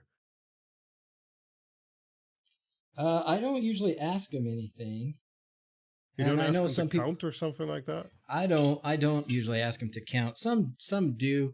I think that's really a hold. Oh, I just touched my eyes real bad. I think that's mostly a holdover to days when you used to go to sleep by breathing the gas. So they would put a mask on you and they would tell you to breathe. And then they would say, okay, I want you to count backwards. And the reason they want you to count backwards is because it sometimes took a few minutes for people to fall asleep by breathing that old gas. Minutes? And so, yeah, wow. Yeah, couple 2-3 minutes at least. So when you put that, when you're doing that, they want you to count backwards because they want to know at what point you can't count anymore. And that was an indicator that, okay, now you're pretty asleep. The stuff we use now, we use propofol 99% of the time, and it takes 10 seconds, 15 seconds. I mean, it's like nothing. So about the time, well, all I tell them once I start giving them the medicine is, okay, you're going to, you may feel a little stinging because sometimes it does sting in the IV. But I just tell them this is going to be over before you know it. You'll be waking up in recovery and it'll all be done. And most of the time when people wake up afterwards, a lot of you probably had surgery, they don't believe that surgery's over. They're like, okay, surgery's over. And they're going, what? No, I just barely got in the operating room. No, it's over. Well, that's a good thing. I mean, I had, I think I've had surgery with anesthesia once or twice, and I just remember the guys asking me just talk to us, and they ask you a silly question or whatever, and I felt the stuff running through the IV, but once it reaches your brain, it's just Yeah, you're gone. you can kind of feel it. I had Yeah. an endoscopy, and they use propofol, and you can kind of feel it. You go, I just had this conscious feeling like, oh, I'm about to fall asleep, and then poof, Yeah. it's over. Yeah. Yeah, but it's I do like very some. Go ahead. comfortable, I guess. I mean, yeah. So Juke says he felt drunk when they put you under. That was probably Versed, which is like a cousin to like Valium, and it acts really fast. And they usually give it to you right before they roll you back to the operating room. So some people don't remember even getting to the operating room because that stuff will make you not remember. You'll be awake and you'll be talking to people. You'll sound drunk and you'll probably feel drunk. That's a lot of fun in the operating room. It can be. It sure can be. We've certainly had, people, you give them a little Versed like that, and then Then you get them in the operating room, and they'll start talking. And they'll be the people who didn't say anything beforehand, but they'll just start telling stories, or a lot of times we'll put the mask on them, and then right as they're falling asleep, they'll pull the mask away because there's something really important they want to tell you, and then they go off to sleep. That happens often. That's cool. Yeah. Dan's got his anesthesia from the fridge. Okay. Yeah, I could feel it go up my veins. I had that experience too, but it was only for a few seconds. I'm out. Okay, so if I recall, the good thing to do with this is what's going to hold the D1 Mini on there, is to put these things together, right? Yeah, so you take the female header terminal, the female headers, and then the male headers, and then the D1 Mini, and you basically make a sandwich out of them. And then first you insert it into the board. First you solder the top, so you solder the D1 Mini to the male headers, and then after that you can turn the board around, and then you just solder the female headers to the board, and well, that makes it all nice and straight. And it goes on top of the screw terminals. Well, besides them, the D1 Mini goes on top, yes, and the USB port goes to the side with the fuse holder, basically. Did I miss the fuse holder page? I haven't soldered on the fuse holder. No, it's later down because it sticks in the board.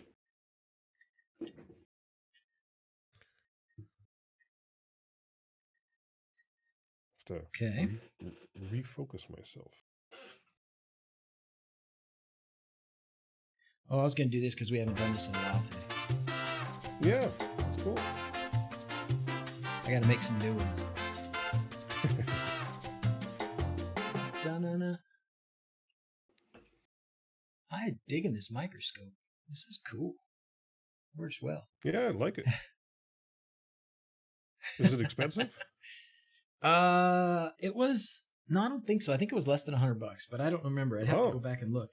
It was from Banggood, like and I got like an HDMI output, or It's got an SD card slot, so you can save videos to it.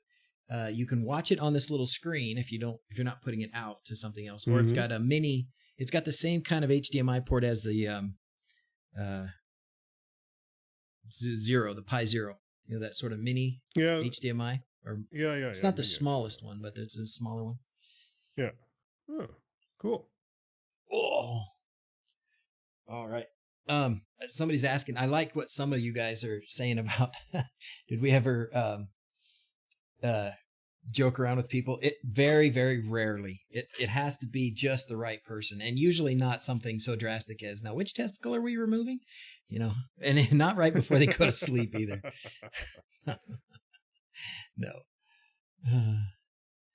The splitter, no, the way I'm doing this, Kenneth, is the HDMI is coming out of the microscope and it's going into a capture card, an Elgato capture card that is in the PC that I stream from. Yeah, I have one of those. This camera, it's my Panasonic G7, and it's running through a Cablink 4K. So one of those, you stick in the USB port and then you stick the HDMI cable in there. Works really well. And you have the best webcam in the world. Yeah.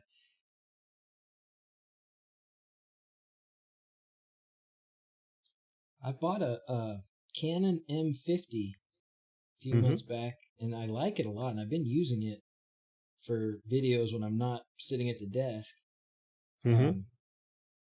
Maybe I should look into connecting it to the computer. Yeah, I think that one can do like 1080p 60, right? And you can just use that as your webcam. Yeah, it would be pretty nice. I bought an adapter in China because I don't have one here. Basically, there's normally those cameras, of course, run on battery, but you can get a battery to AC brick, basically. So it's a dummy battery you insert in there, and then just a wire that comes out, and then you can just plug the camera into the wall, so you don't have to worry about the battery running out anymore. Oh, that's a good idea. Yeah, it's a few bucks. But, yeah. And some newer cameras, because your M50 is newer, can also just take USB and charge that way.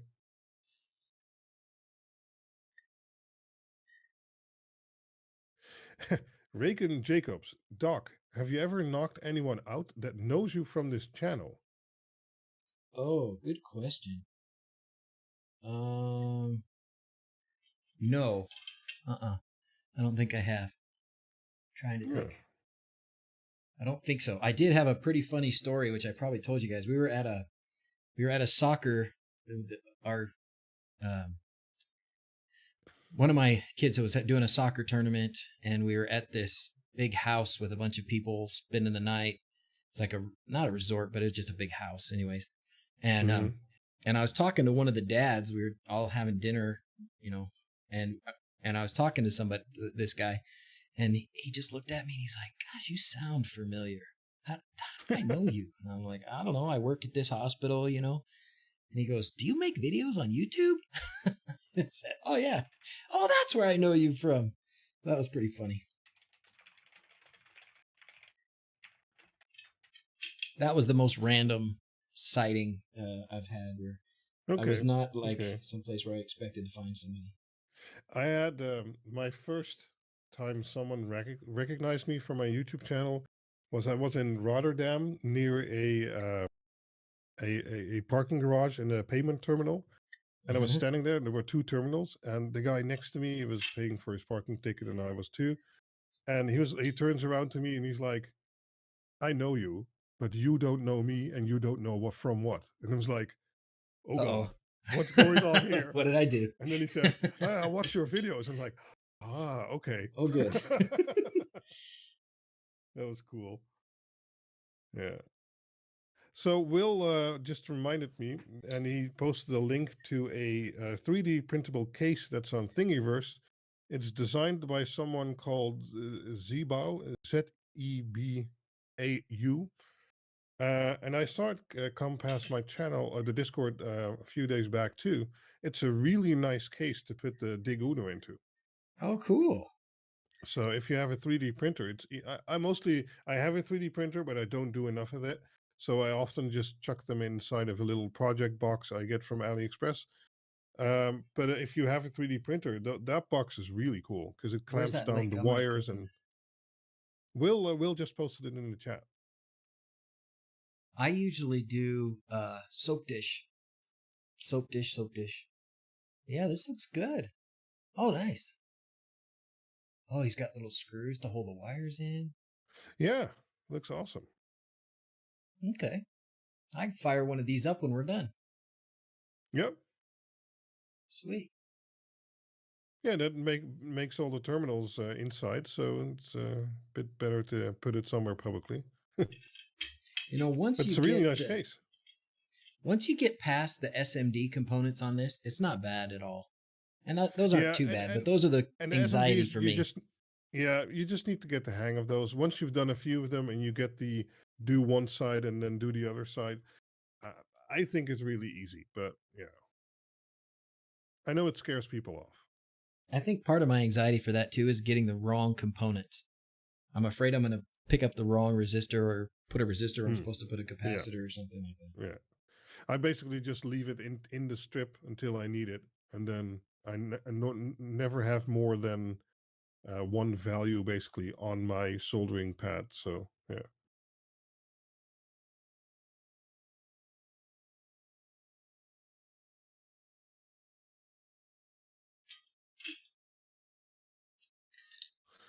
So let's see, chat. Did I already do that side? Oh, no, this is yeah, what's chat doing? How's chat doing? Yeah, Thank you for Blade managing says chat. that's what got me watching your channel. I said to myself, any guy who puts only his head in his video as a floating head must be pretty decent. Oh, That's and funny. Kosh said, Quinder, I'm slicing that as you mentioned it. Okay. Oh, Yeah, nice. thanks for posting that, Will. That's awesome. Yeah, the floating head thing. That was fun. I don't remember Yeah. what my motivation was. I think part of it was nobody's going to watch this anyway, so why not?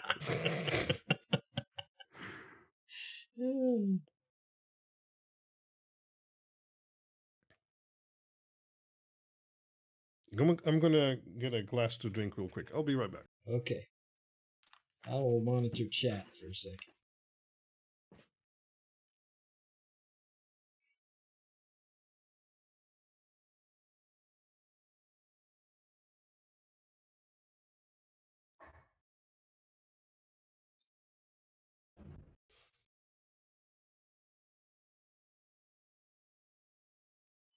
This is very much like Bob Ross, isn't it? Ouch! This electrified Bob Ross. He didn't look like... I didn't look like the floating head guy. We can go wild now. Chat is unsupervised. Ah!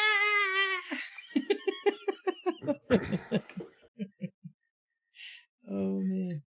Okay. We are looking sharp. Nice. How we doing? Okay, fuse time. Fuse holder. Yeah, those need a lot of heat. So just keep the iron on there. Okay. I think in my videos I call it baking them in. You know what? I don't want to give you more work to do, but I had a What's thought, up? and this is my own fault. I have a whole bunch of my WLED boards that are Node MCUs instead of D1 minis. And I would love to have all of the features here, but be able to plug in a Node MCU. Okay. Is there a good way to even if we just leave the board and stuff and just did something in between to kind of line up the pins for the D1 mini versus the Node MCU? I guess you could make a sort of transfer board which plugs into this one with the same form factor as a D1 mini and then has headers on it so that you can plug in the Node MCU. Would that be reasonable or would that be silly? That would be janky. Kind of janky. I mean, a Node MCU costs like $2. Yeah. Or sorry, a D1 mini costs like $2. I mean, I should just redo them, huh? Refashion. Or you could use male to female DuPont cables. You'd still have DuPont cables, but if you put it inside of a little box, could work. Yeah, that's a good point. Maybe I'll just do that. And you could even solder those DuPont cables into the board. So instead of the female header, you could solder those. Yeah, that could work. That might be the best way to go. You don't need to design a whole new board for that.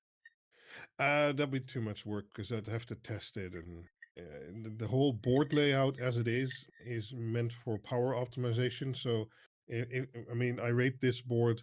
Depends if you have 1 OZ or 2 OZ copper for 15 amps, and that took months of routing basically. To get all the components in such a way and on that side, and that's why I also can't do a through-hole version because it just you won't have enough copper to get all the power through there. And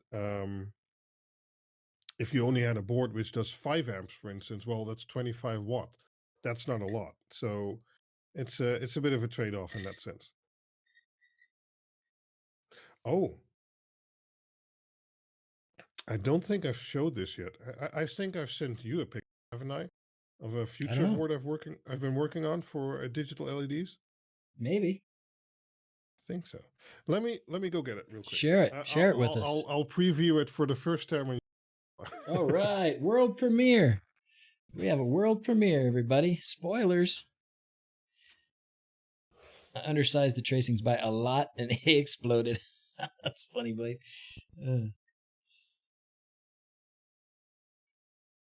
I mean, I took a couple of electricity classes enough to know, like, oh, this is what a resistor does, this is what transistors, but I could not drop a schematic to do what I wanted it to do.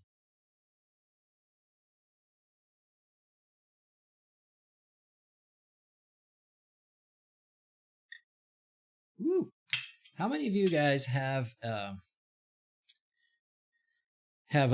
vent in like the room where you have your 3D printers? Does anybody? Because I want to do that in mine. My room, this little closet right here next to where I do all this work, the 3D printer's in there, plus my PC is in there, and it's super, super hot in there.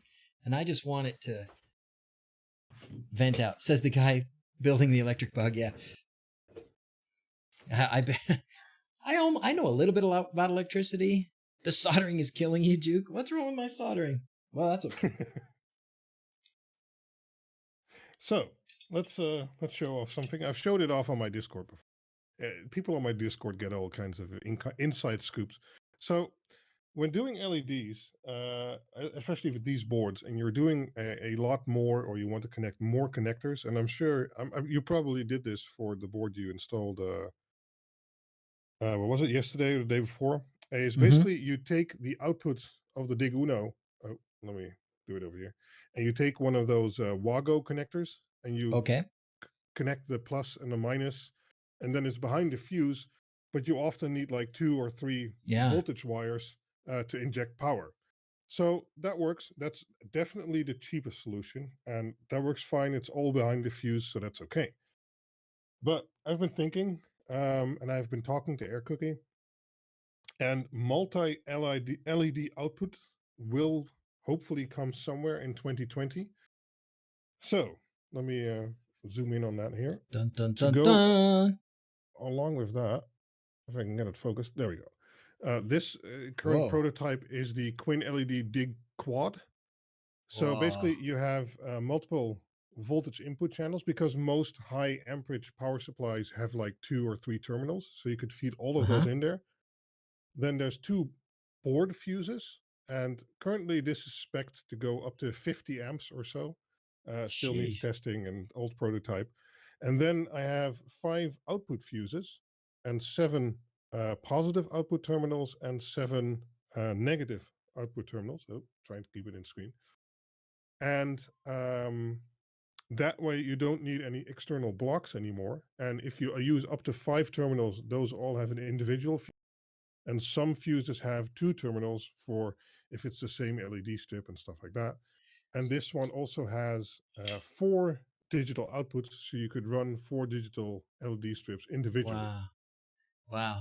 But So that, he's that making it so yeah, he's making so the ESP32 can run 4 LED strips doing different effects, and that board will yes, let you connect all that up. Hot yes. dog. But it, but even using an ESP8266 and one channel, if you want to have an easier job cabling it, you don't need any of these stupid external blocks anymore, and you'll have a fuse per injection wire. So even for that, it would still be interesting. But this is really the first prototype, and there's all kinds of stuff wrong with it. Basic principle works, but it needs work. Well, fantastic. I'm glad. That's exciting. I Yeah. have So, exactly but the spot that's for that. okay. Okay. Yeah, because especially with 5 volt strip, you often just need more wires. You can't do it with just injecting one wire. It's not enough. And yeah, why not make that easier? But Okay, let's yeah, put future that thing's stuff. awesome. I think that's fantastic.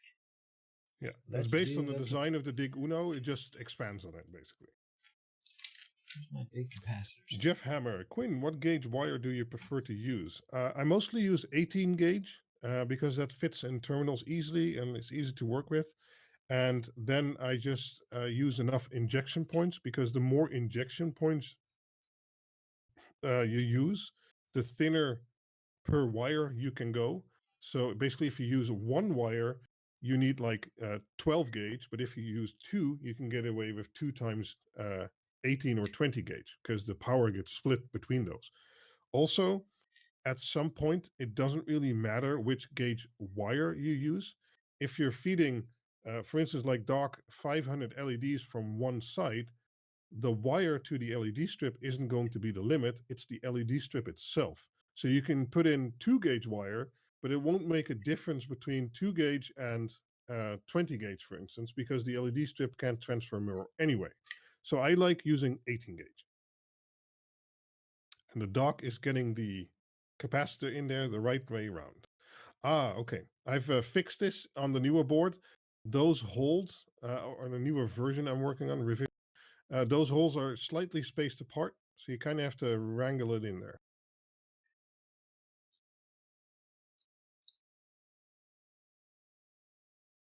You still there, Doc? Yep, I'm Oh, wrangling. okay. Okay. Okay, so the painted side Those, on the board, the white side on the board is the colored side on the capacitor, right? yes, Okay. yes. Those used to come with longer legs, and then it wasn't an issue, but they've started sending these shorter length legs now. But if you wrangle it in there, it's fine. I'm a wrangler. Good. Dan Nessel says, I use 14 gauge because it's all I've left over.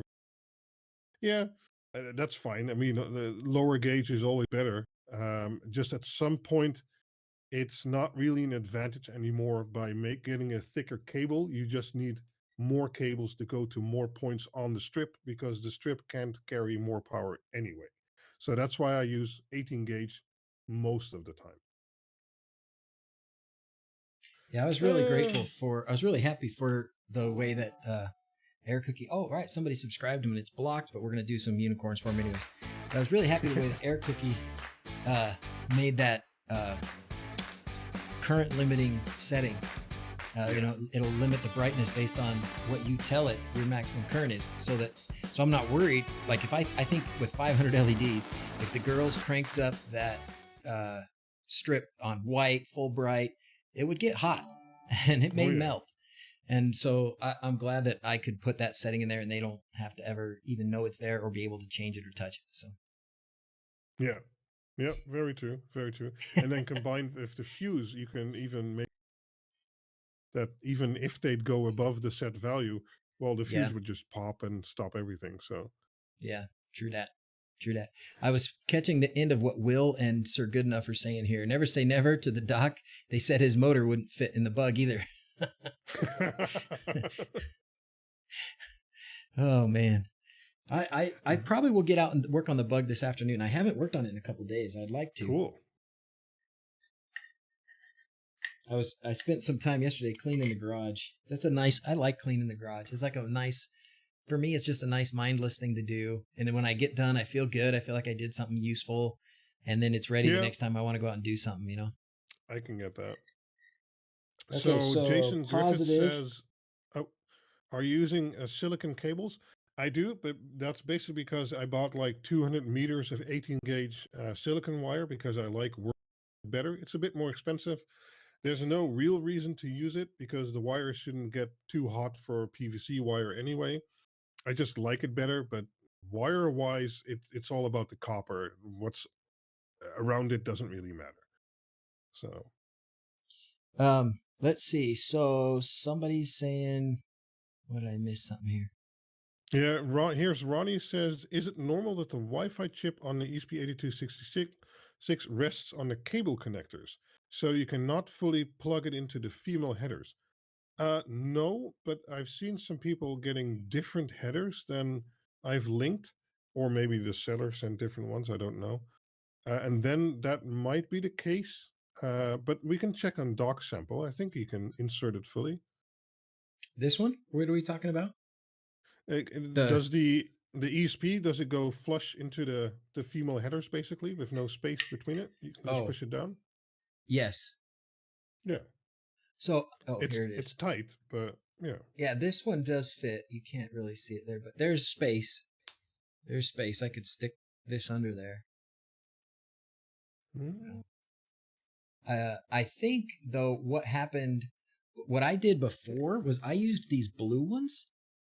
And the blue ones are, I think, just a little bit taller than the green ones. And I think that's the trick. I think these green ones are just a little bit shorter. There's a little bit of a space. Yeah, so if you get a slightly different type, that might be the case, but normally it should fit. I like my magnified eyes.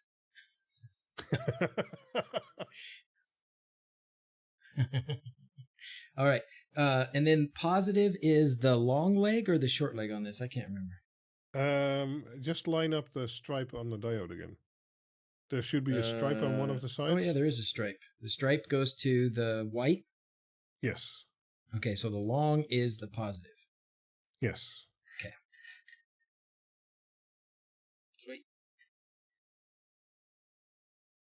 Let's see. People still want to know where you get those goggles.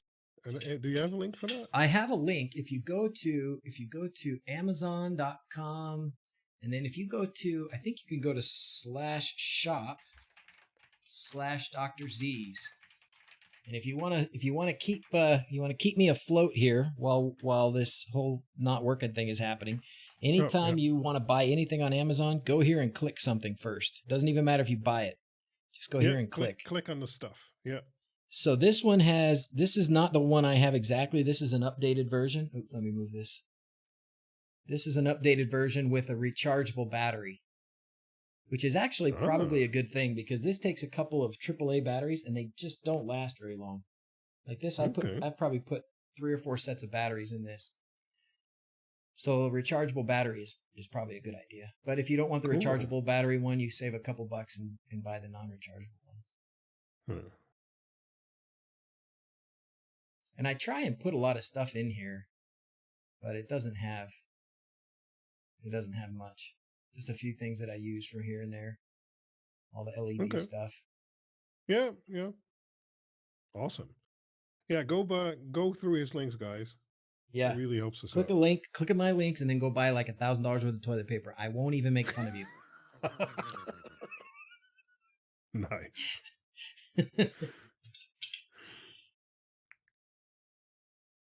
God, that's an ugly looking solder tip. What is going on? Probably because I'm not. Oh, there's sir, good enough. Everyone hit like on his last solder joint to celebrate completion. Is this the last one? Am I almost done? If you want to do the DC-DC converter, but that's optional if you want 12 volt. And otherwise the temperature sensor, but that's also optional. And after that, you're done. And how's AirCookie coming with the temperature sensor thing?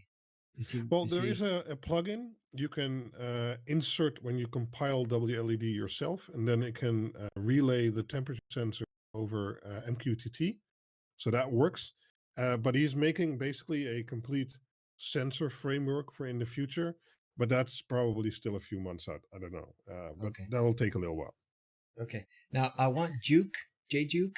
He's been my biggest solder critic. So I want you to look away because I'm about to clip this.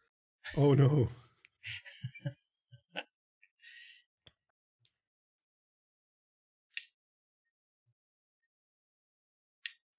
Okay. If you want to make him happy, you could reflow the solder, but afterwards? Okay. Yeah. That's a good idea. Let's do that. I never do either. Somebody subscribed. I can't see your name because of the thing, but we're going to celebrate you anyways. Thank you.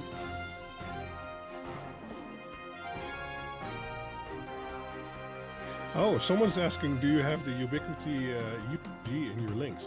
Dan, no, but just go to his Amazon page. Yeah. I'm sure he'll be adding those, but just go to some link of his, click through it, and then search for it and buy it, and that should still count. It does. Yep, you got it. I know how the affiliate stuff works. That's right. That's the only way I've been able to make these boards. I mean, there's a lot of time and effort and cost gone into them, so every little bit helps. There we go. Thank you, sir. Good enough. Actually, that's true. I forgot I have that link. Just an !AZ, and then you'll get the link.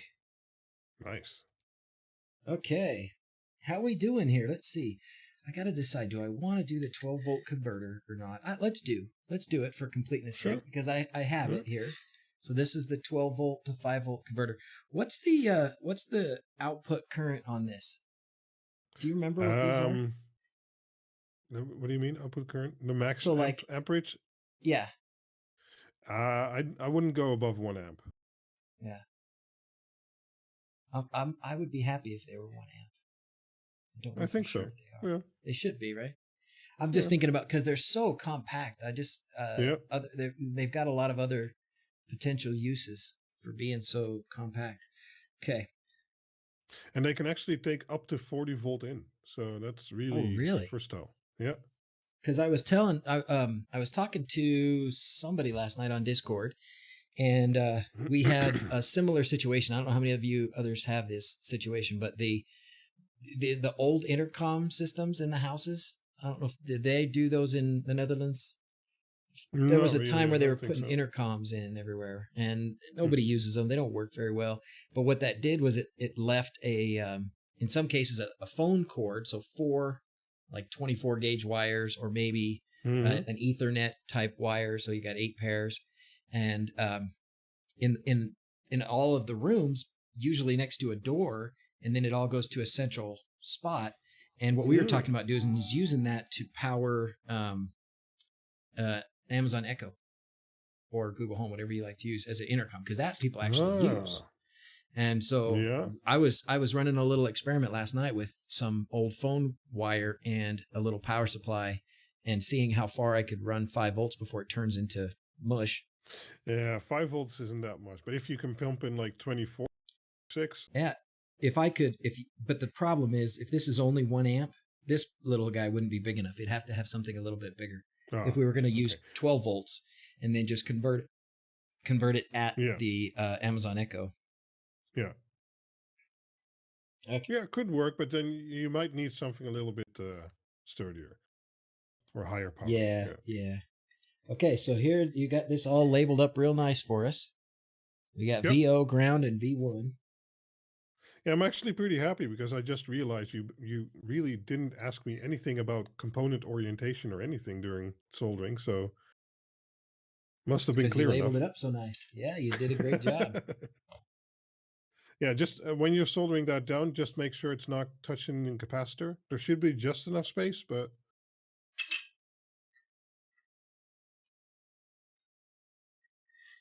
I think it looks like I got a lot of space on mine. Okay.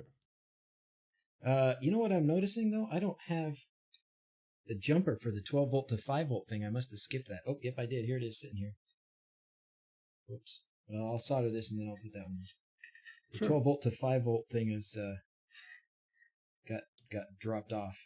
And I'm gonna kind of the pin headers. Yeah, the pin header. This one over here. See that? Yeah. Skip that. Yeah.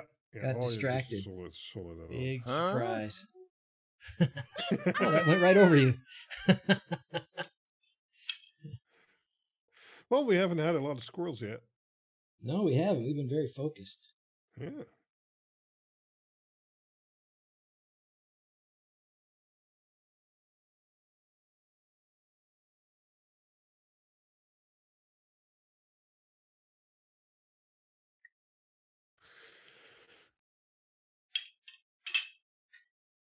Okay. Gonna clip these off and then do the same thing. Yeah. Wait. Oh, yeah, the legs, yeah. They're not sticking out that far, but... Oh, just clip them off. It's nice that, when you flick off little things like this, they just disappear, You'll find them at some point. When I'm walking around barefoot. Exactly. Well, Silent Prickly says, look for MP2315 dock. It can handle continuous 3 amp 4 peak.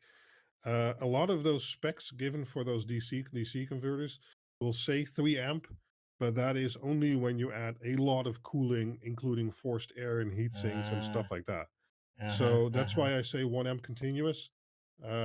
Most specs rated are either peak or while cooled. So make sure you take that into account. Yeah. Did somebody just say they found one? Did somebody say they found one like that? Or because I thought I think well, you're there's right. lots of DC DC converters on AliExpress and stuff like that. I mean, these ones are actually a bit expensive because they're so tiny. If you go one size bigger, like I use on the quad, those are in only 35 cents, and those can handle, I think, 1.5, 2 amp continuous. So yeah, and those are really cheap. I do not have any blue tack, and I do not have any gum. So we're going to use a little dab of glue. We're just going to glue this. What are you talking about? I'm just going to glue this so that it'll hold for a second. There. I'm just going to glue that so it'll hold. Yeah, so that when I flip it over to solder it, it doesn't fall out. Okay. Yeah. So just, a minute of waiting for the glue to dry will save me 5 minutes of frustration trying to hold that thing upside down. Really, really good that Louis Rossmann isn't watching your video. No, the funny thing is, some people on here might Jay's 2 cents. He has a PC YouTube channel with like 2 million subscribers. He was soldering a resistor to a graphics card of like $1,500, and he was really, really butchering up that job. And he kept joking around like, "Oh, I'll just use some hot glue to stick it on there, none of this soldering crap." And in the end, he did something like that. And Louis Rossmann, he also has like 1 million followers. He made a follow up video on that. Like, this man is committing PCB murder, and that was funny. Okay. Good enough. Cool. So now it's programming and hooking it up. Hooking it up. My English is going.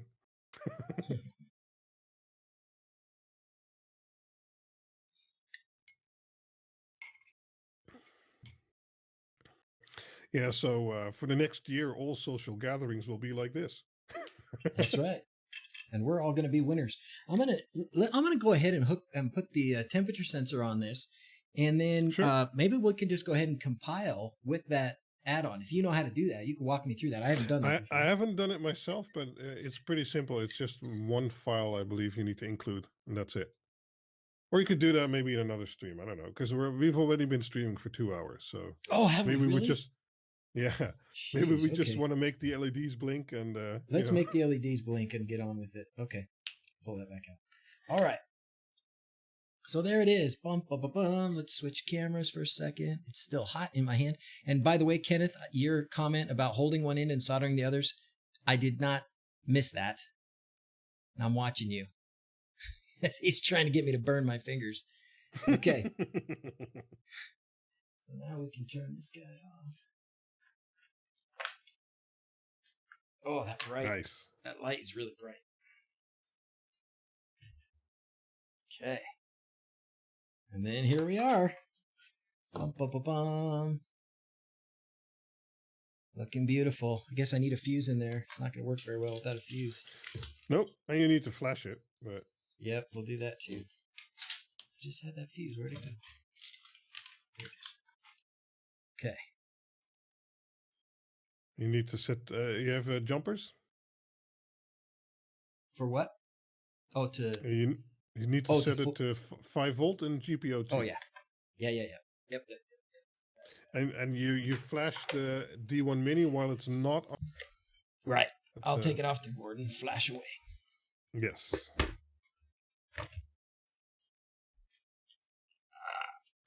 So let's see if we have more chat. Yes, and I'll pay attention to little chat. Help you out. Razvanad, after finish your soldering, you can use a mixture of acetone and isopropyl alcohol to clean the flux from the board. Yep. That's a good practice to do. I don't always, but I mostly use no clean flux, and I also have no clean flux in my solder. But still, if you want to make it nice and neat, or you have flux which is corrosive, that is a smart thing to do. That's true. Okay, so this is 5 volt, right? Let me check on the board over here.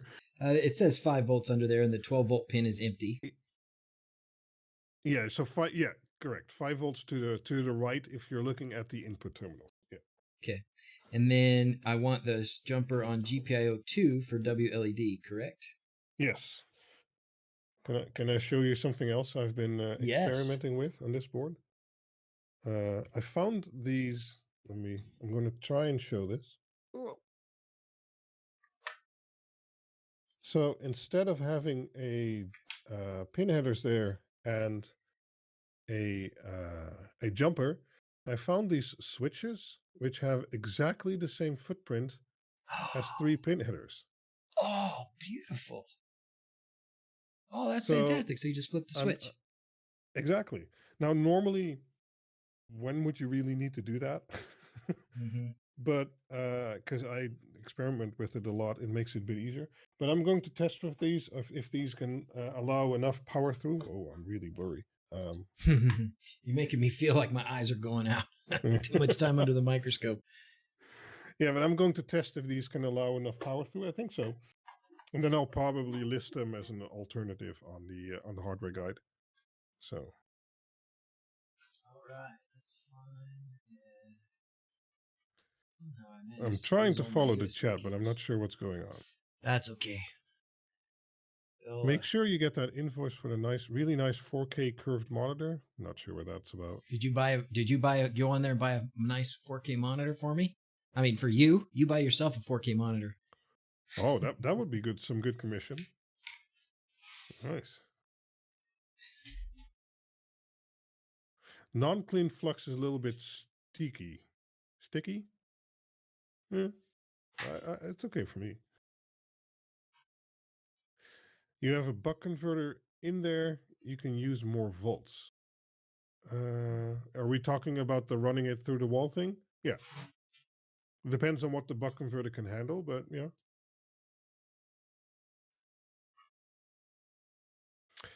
Oh, and Cy Stanford, can't lie, think I'd struggle with that with my bare claws. Yeah, I get that. I mean, I think it's fun to solder, but we're not all built the same way. Okay.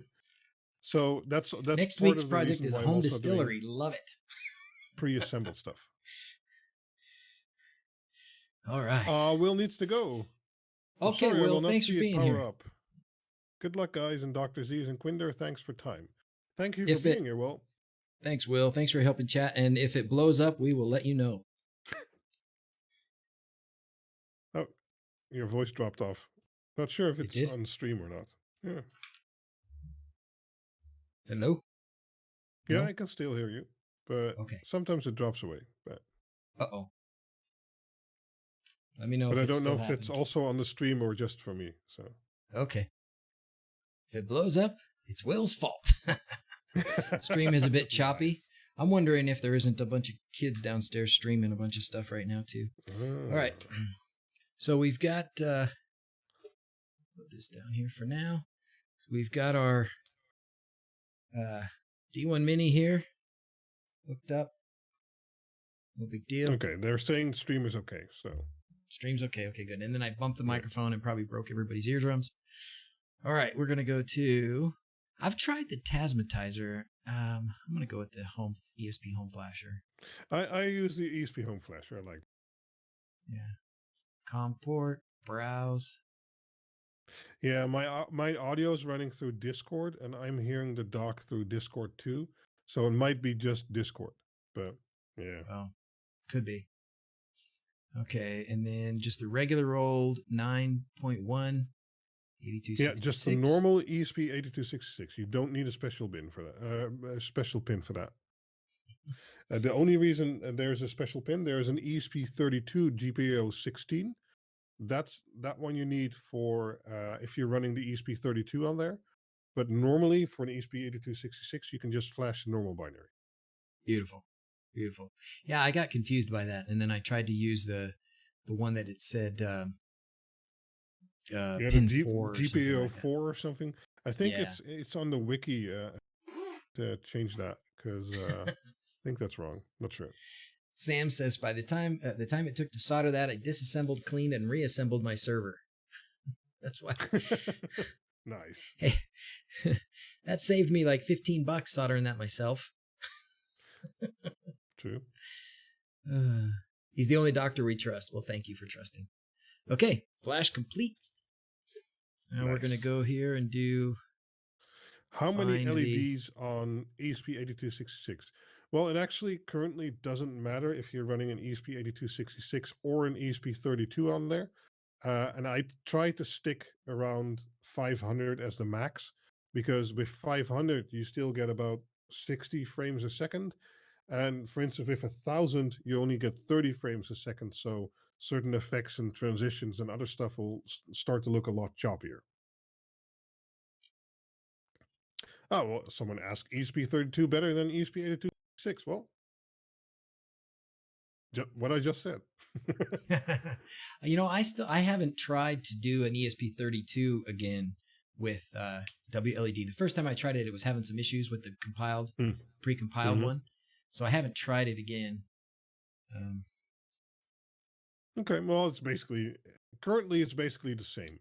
I think in the future some functionality will only be on the ESP32, but for just running some LEDs, 8266 is fine.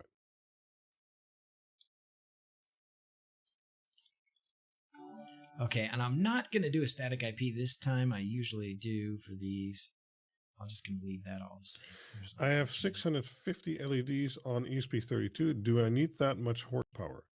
Well, as I just said, for the LEDs itself, it doesn't really matter if you run an 8266 or an ESP32, because the limitation in performance for the amount of LEDs is in the protocol for the LEDs.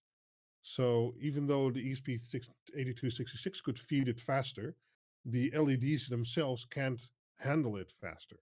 So it doesn't matter if you up the processing power in a microcontroller, the protocol for the LEDs is the limitation.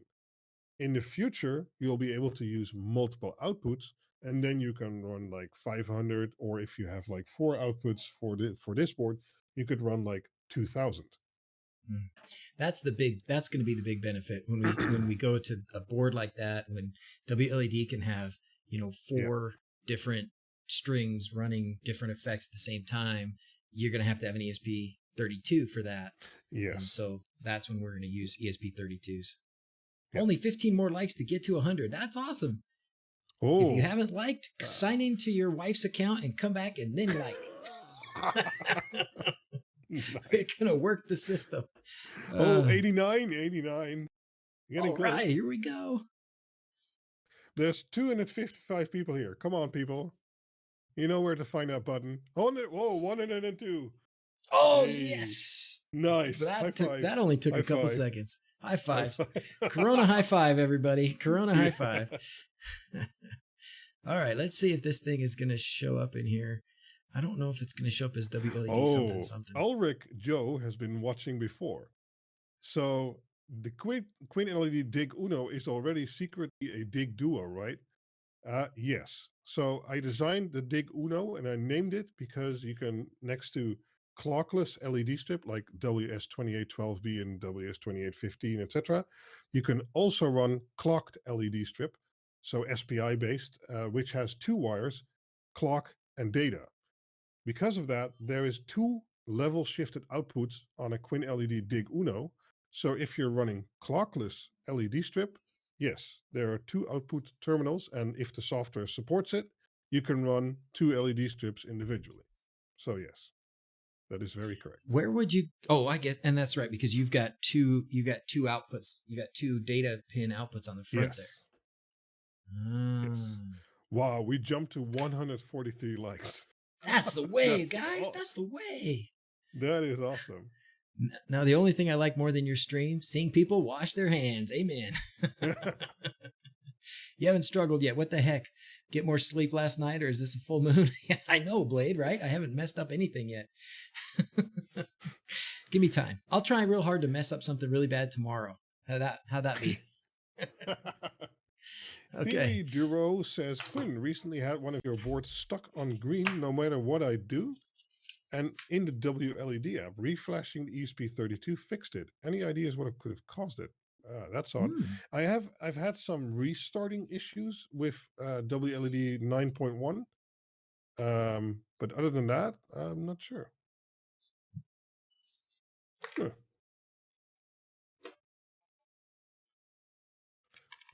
Gremlins. That's what I say. Yeah, sometimes, yeah. All right, we're going to just hook this up with a few little... Oh, I did this tomorrow backwards. We get the explosions. You're going to do explosions tomorrow?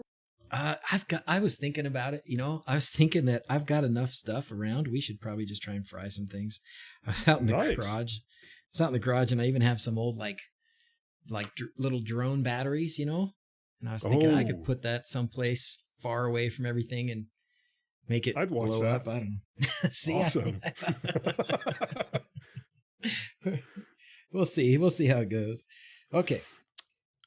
I got to take this Amari Verschoren asks, Quinn, where do you buy your Wemos boards, etc.? Also on Banggood or something similar. I'm an AliExpress kind of guy. Oh, and this is especially important, well, for me, but also for the doc. AliExpress is having their 10-year anniversary sale When is it? In 2 days and 8 hours. So Oh. everyone go to the docs links and add your stuff to your cart. And then in 2 days and 8 hours, don't pay for it now. In 2 days and 8 hours, go to AliExpress using one of the docs links, or mine if you happen to be so inclined, but using the docs links, and then buy it then. But go to AliExpress using his links, because then he or I, whatever, get the affiliate revenue, and you save money because it's the 10-year anniversary, so everything will be off.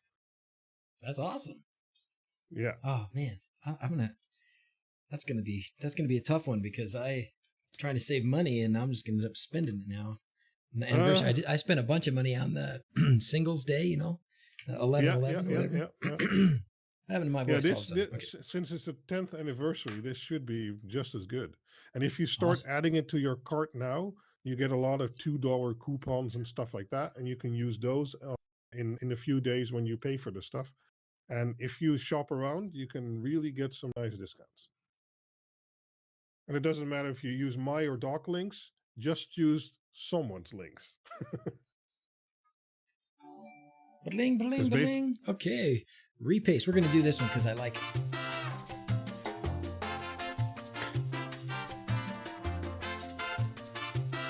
And then I want to use... Which one of these do I want to use? Pedro says, my barebone boards haven't even arrived yet, and pre-assembled ones, I'll put up a new order. Well, pre-assembled is still like a month off at least, so your board should be there by that time. And the pre-assembled, I'll say this again, if you can't or don't want to solder, they're a good deal. But if you can solder and order the components yourself, doing it yourself will always be cheaper, for instance. So, yeah. Oh, good question. Is there affiliate links for AliExpress on the bot? I don't think so. What I do have is if on the website, if you just go to DrZzs.com, don't sign into WordPress. That's not going to help you. Hristo says, interesting is that AliExpress told me I'm a 12-year client and they celebrate 10 years. Nice. Okay. Oh, product links. Oops. So if you go to DrZzs.com, I tried to make it easy to get links. Try to make it easy for me and for anybody else to get to. So I have all these links for things that I did in the in videos and stuff. So we can just copy this, and any of these AliExpress links will get you there. And I gotten my stuff mostly from AliExpress.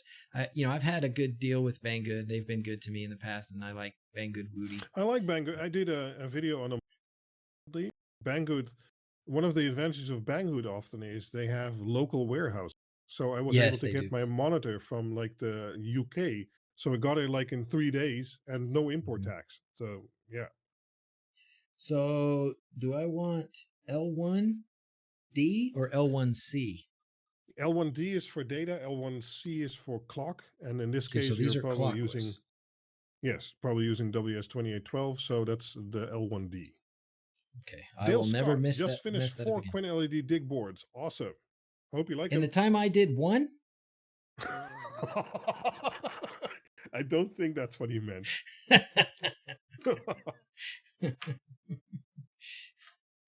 Making me look bad, Dale. Making me look bad.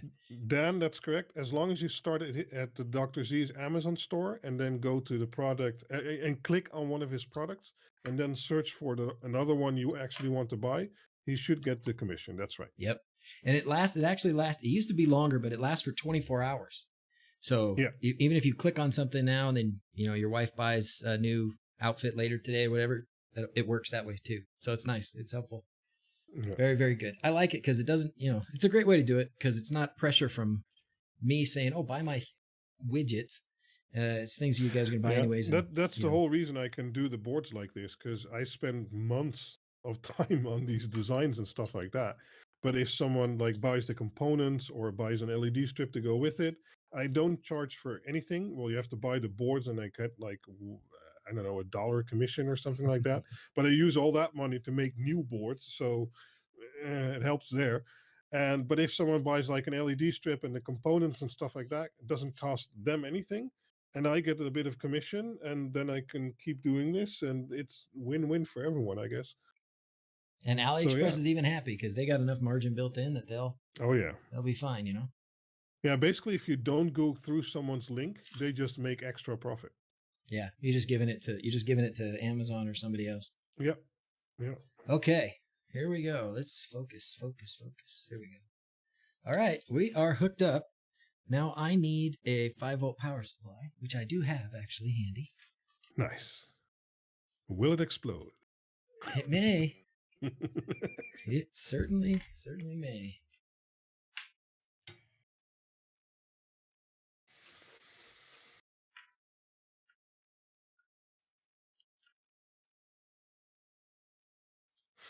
Go to his webpage, Amari Verschoren, and there he has lots of links, and it doesn't matter which one you use. Yep, any one of them. Yeah. Thank you, Sir Goodenough.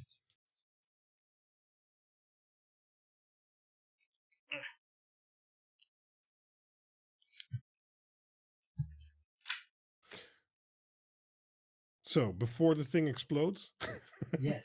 if anyone wants to build their own board or wants to help out me with links and stuff like that, but give it to the doc. We're on his stream. No, go for it, Quindor. You can use quinled.info. I'll just paste that link here real quick.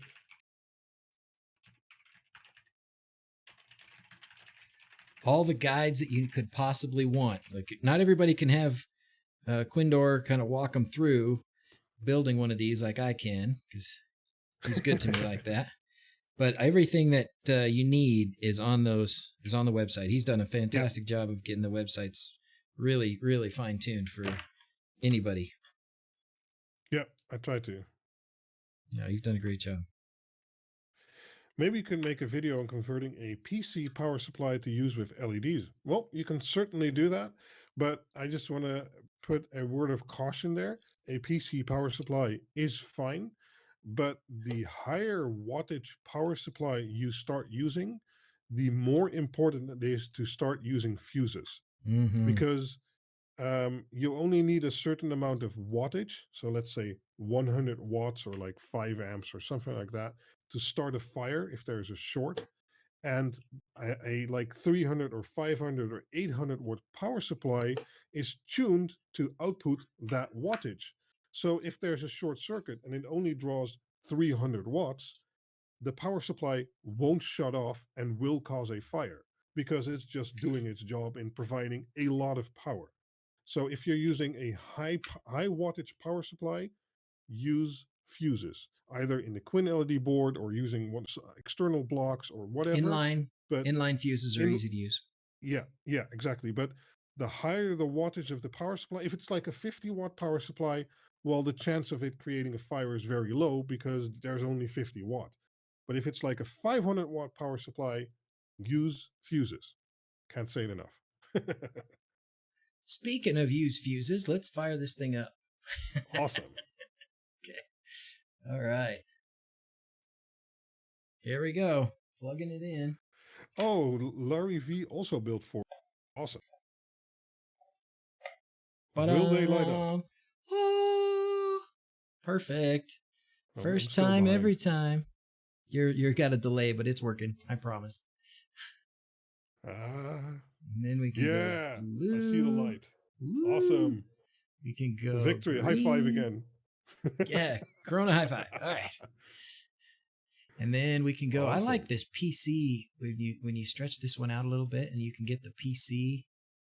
Let's see, where did it go? PC mode. And then everything is right here on one screen. That's really useful. So now we can just go to something else. Cool. Wait, no smoke? Who are you? I know. Lame, right? Who is this guy? Where's the real DrZzs? I got you guys spoiled. Oh, wow. There's a lot of... Kenneth has like 7 boards running here now. Awesome. Thanks, Kenneth, for, supporting the project. So that's cool. Awesome. Okay. It looks beautiful. It's cool. Functioning perfectly. And within 2 hours. And I'm sure the more you do it, the faster you could be at it, you know? I mean, come on. If you weren't streaming, you built an I always say like, I would say that too. yeah, Yeah. It would be a half hour and I'd be done. I think if I wasn't trying to talk and do all those things. exactly. Frank is currently working on WLED. I'm now adding the support for dynamic segments. If you add a segment, Home Assistant will create or remove entities on the fly. Oh, Frank, that is fantastic. Wow. Because that segments is a new awesome. thing for me. I haven't played around with segments enough. But so Home Assistant will treat each segment separately as a separate entity. Is that kind of what you're saying? That is awesome. That's fantastic. That's amazing. Nice work, Frank. Nice work. Theory, I haven't used the Phoenix connectors yet. I think he's the one he showed me in Discord. Normally you have the screw connectors, but those connectors basically have two parts, and you can screw in the wires while one part is apart and then click it together basically. I have those. I've ordered some of them. So I'll test those out. That's awesome. Each segment is a light in Home Assistant. That is awesome. That's so cool. Wait, good work, Frank. As always, man. That's fantastic. I can't wait for that. Yeah. All right. Well, hey, man. We did it. Yeah. We did it. Awesome. Nothing exploded. Can't we back order the pre-assembled ones? Soon, Pedro, soon. But there will be a video on my channel. And since Doc is going to resell them in the US, I'm pretty sure he'll do an announcement about those too. So just wait a little bit and they'll be here. And thank you. And look what Yona did. We now have a exclamation point Corona in the bot. Don't touch your face, sneeze and cough into your elbow, and don't leave home. Thank you. Awesome. That's awesome. That's awesome. All right. Well, let me call up the kids and let's see. Well, I don't know if this is gonna work or not. Occasionally it does, occasionally it doesn't. The magic cube thing? The magic cube, yeah. Oh, yeah. Stay 120.0.0.1. What's that? What's that, Frank? That's 127001 for your PC. So stay at home, basically. Oh, stay at home. Yeah. That's home. Okay, got it. That's a nerd joke, I guess. Fantastic. All right, we'll give these kids another second. You know what does work, though, is bedtime. If I click the bedtime button, they come screaming. Lars from the North. Hey, Frank, you had more than 15 minutes. Where's the Hyperion integration? Poor Frank. He works so much. Did I solder the Mi-Hi hub? No, Metal Wolf. I don't know what that is. What? Thank you, sir. Good enough. Grip lock ties. Nice. We have to stop all TCP traffic, only UDP from now on. We can't do handshakes any longer. No handshakes. Are you guys here? Oh, good. They're here. Which one did you hear? Awesome. Did you hear bedtime or did you hear the sign off? You heard sign off. Okay, great. All right. Where's Mom? Look what we did. We got these things running. Mom went for a hike. Huh? Fantastic. Okay. So we got our guest Quindor here. Did you say hi? Hey. Move this out of your way. Hello. Hi. He's in the Netherlands. You know where that is? I'm all the way in the Netherlands, so yeah. It's far. It's far away. Far, far away. Okay, how do we want to do sign off today, girlies?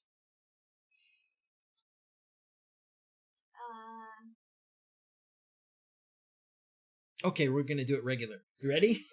Just with lots of energy. Okay, ready? 1, 2, 3.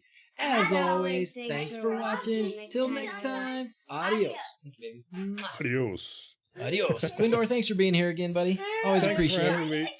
Happy Tuesday. We'll see everybody tomorrow. If you do the exclamation point stream, it'll tell you. We'll do same time tomorrow. Away we go. Cool. Okay, have a good one. Bye-bye. Catch you guys later, guys.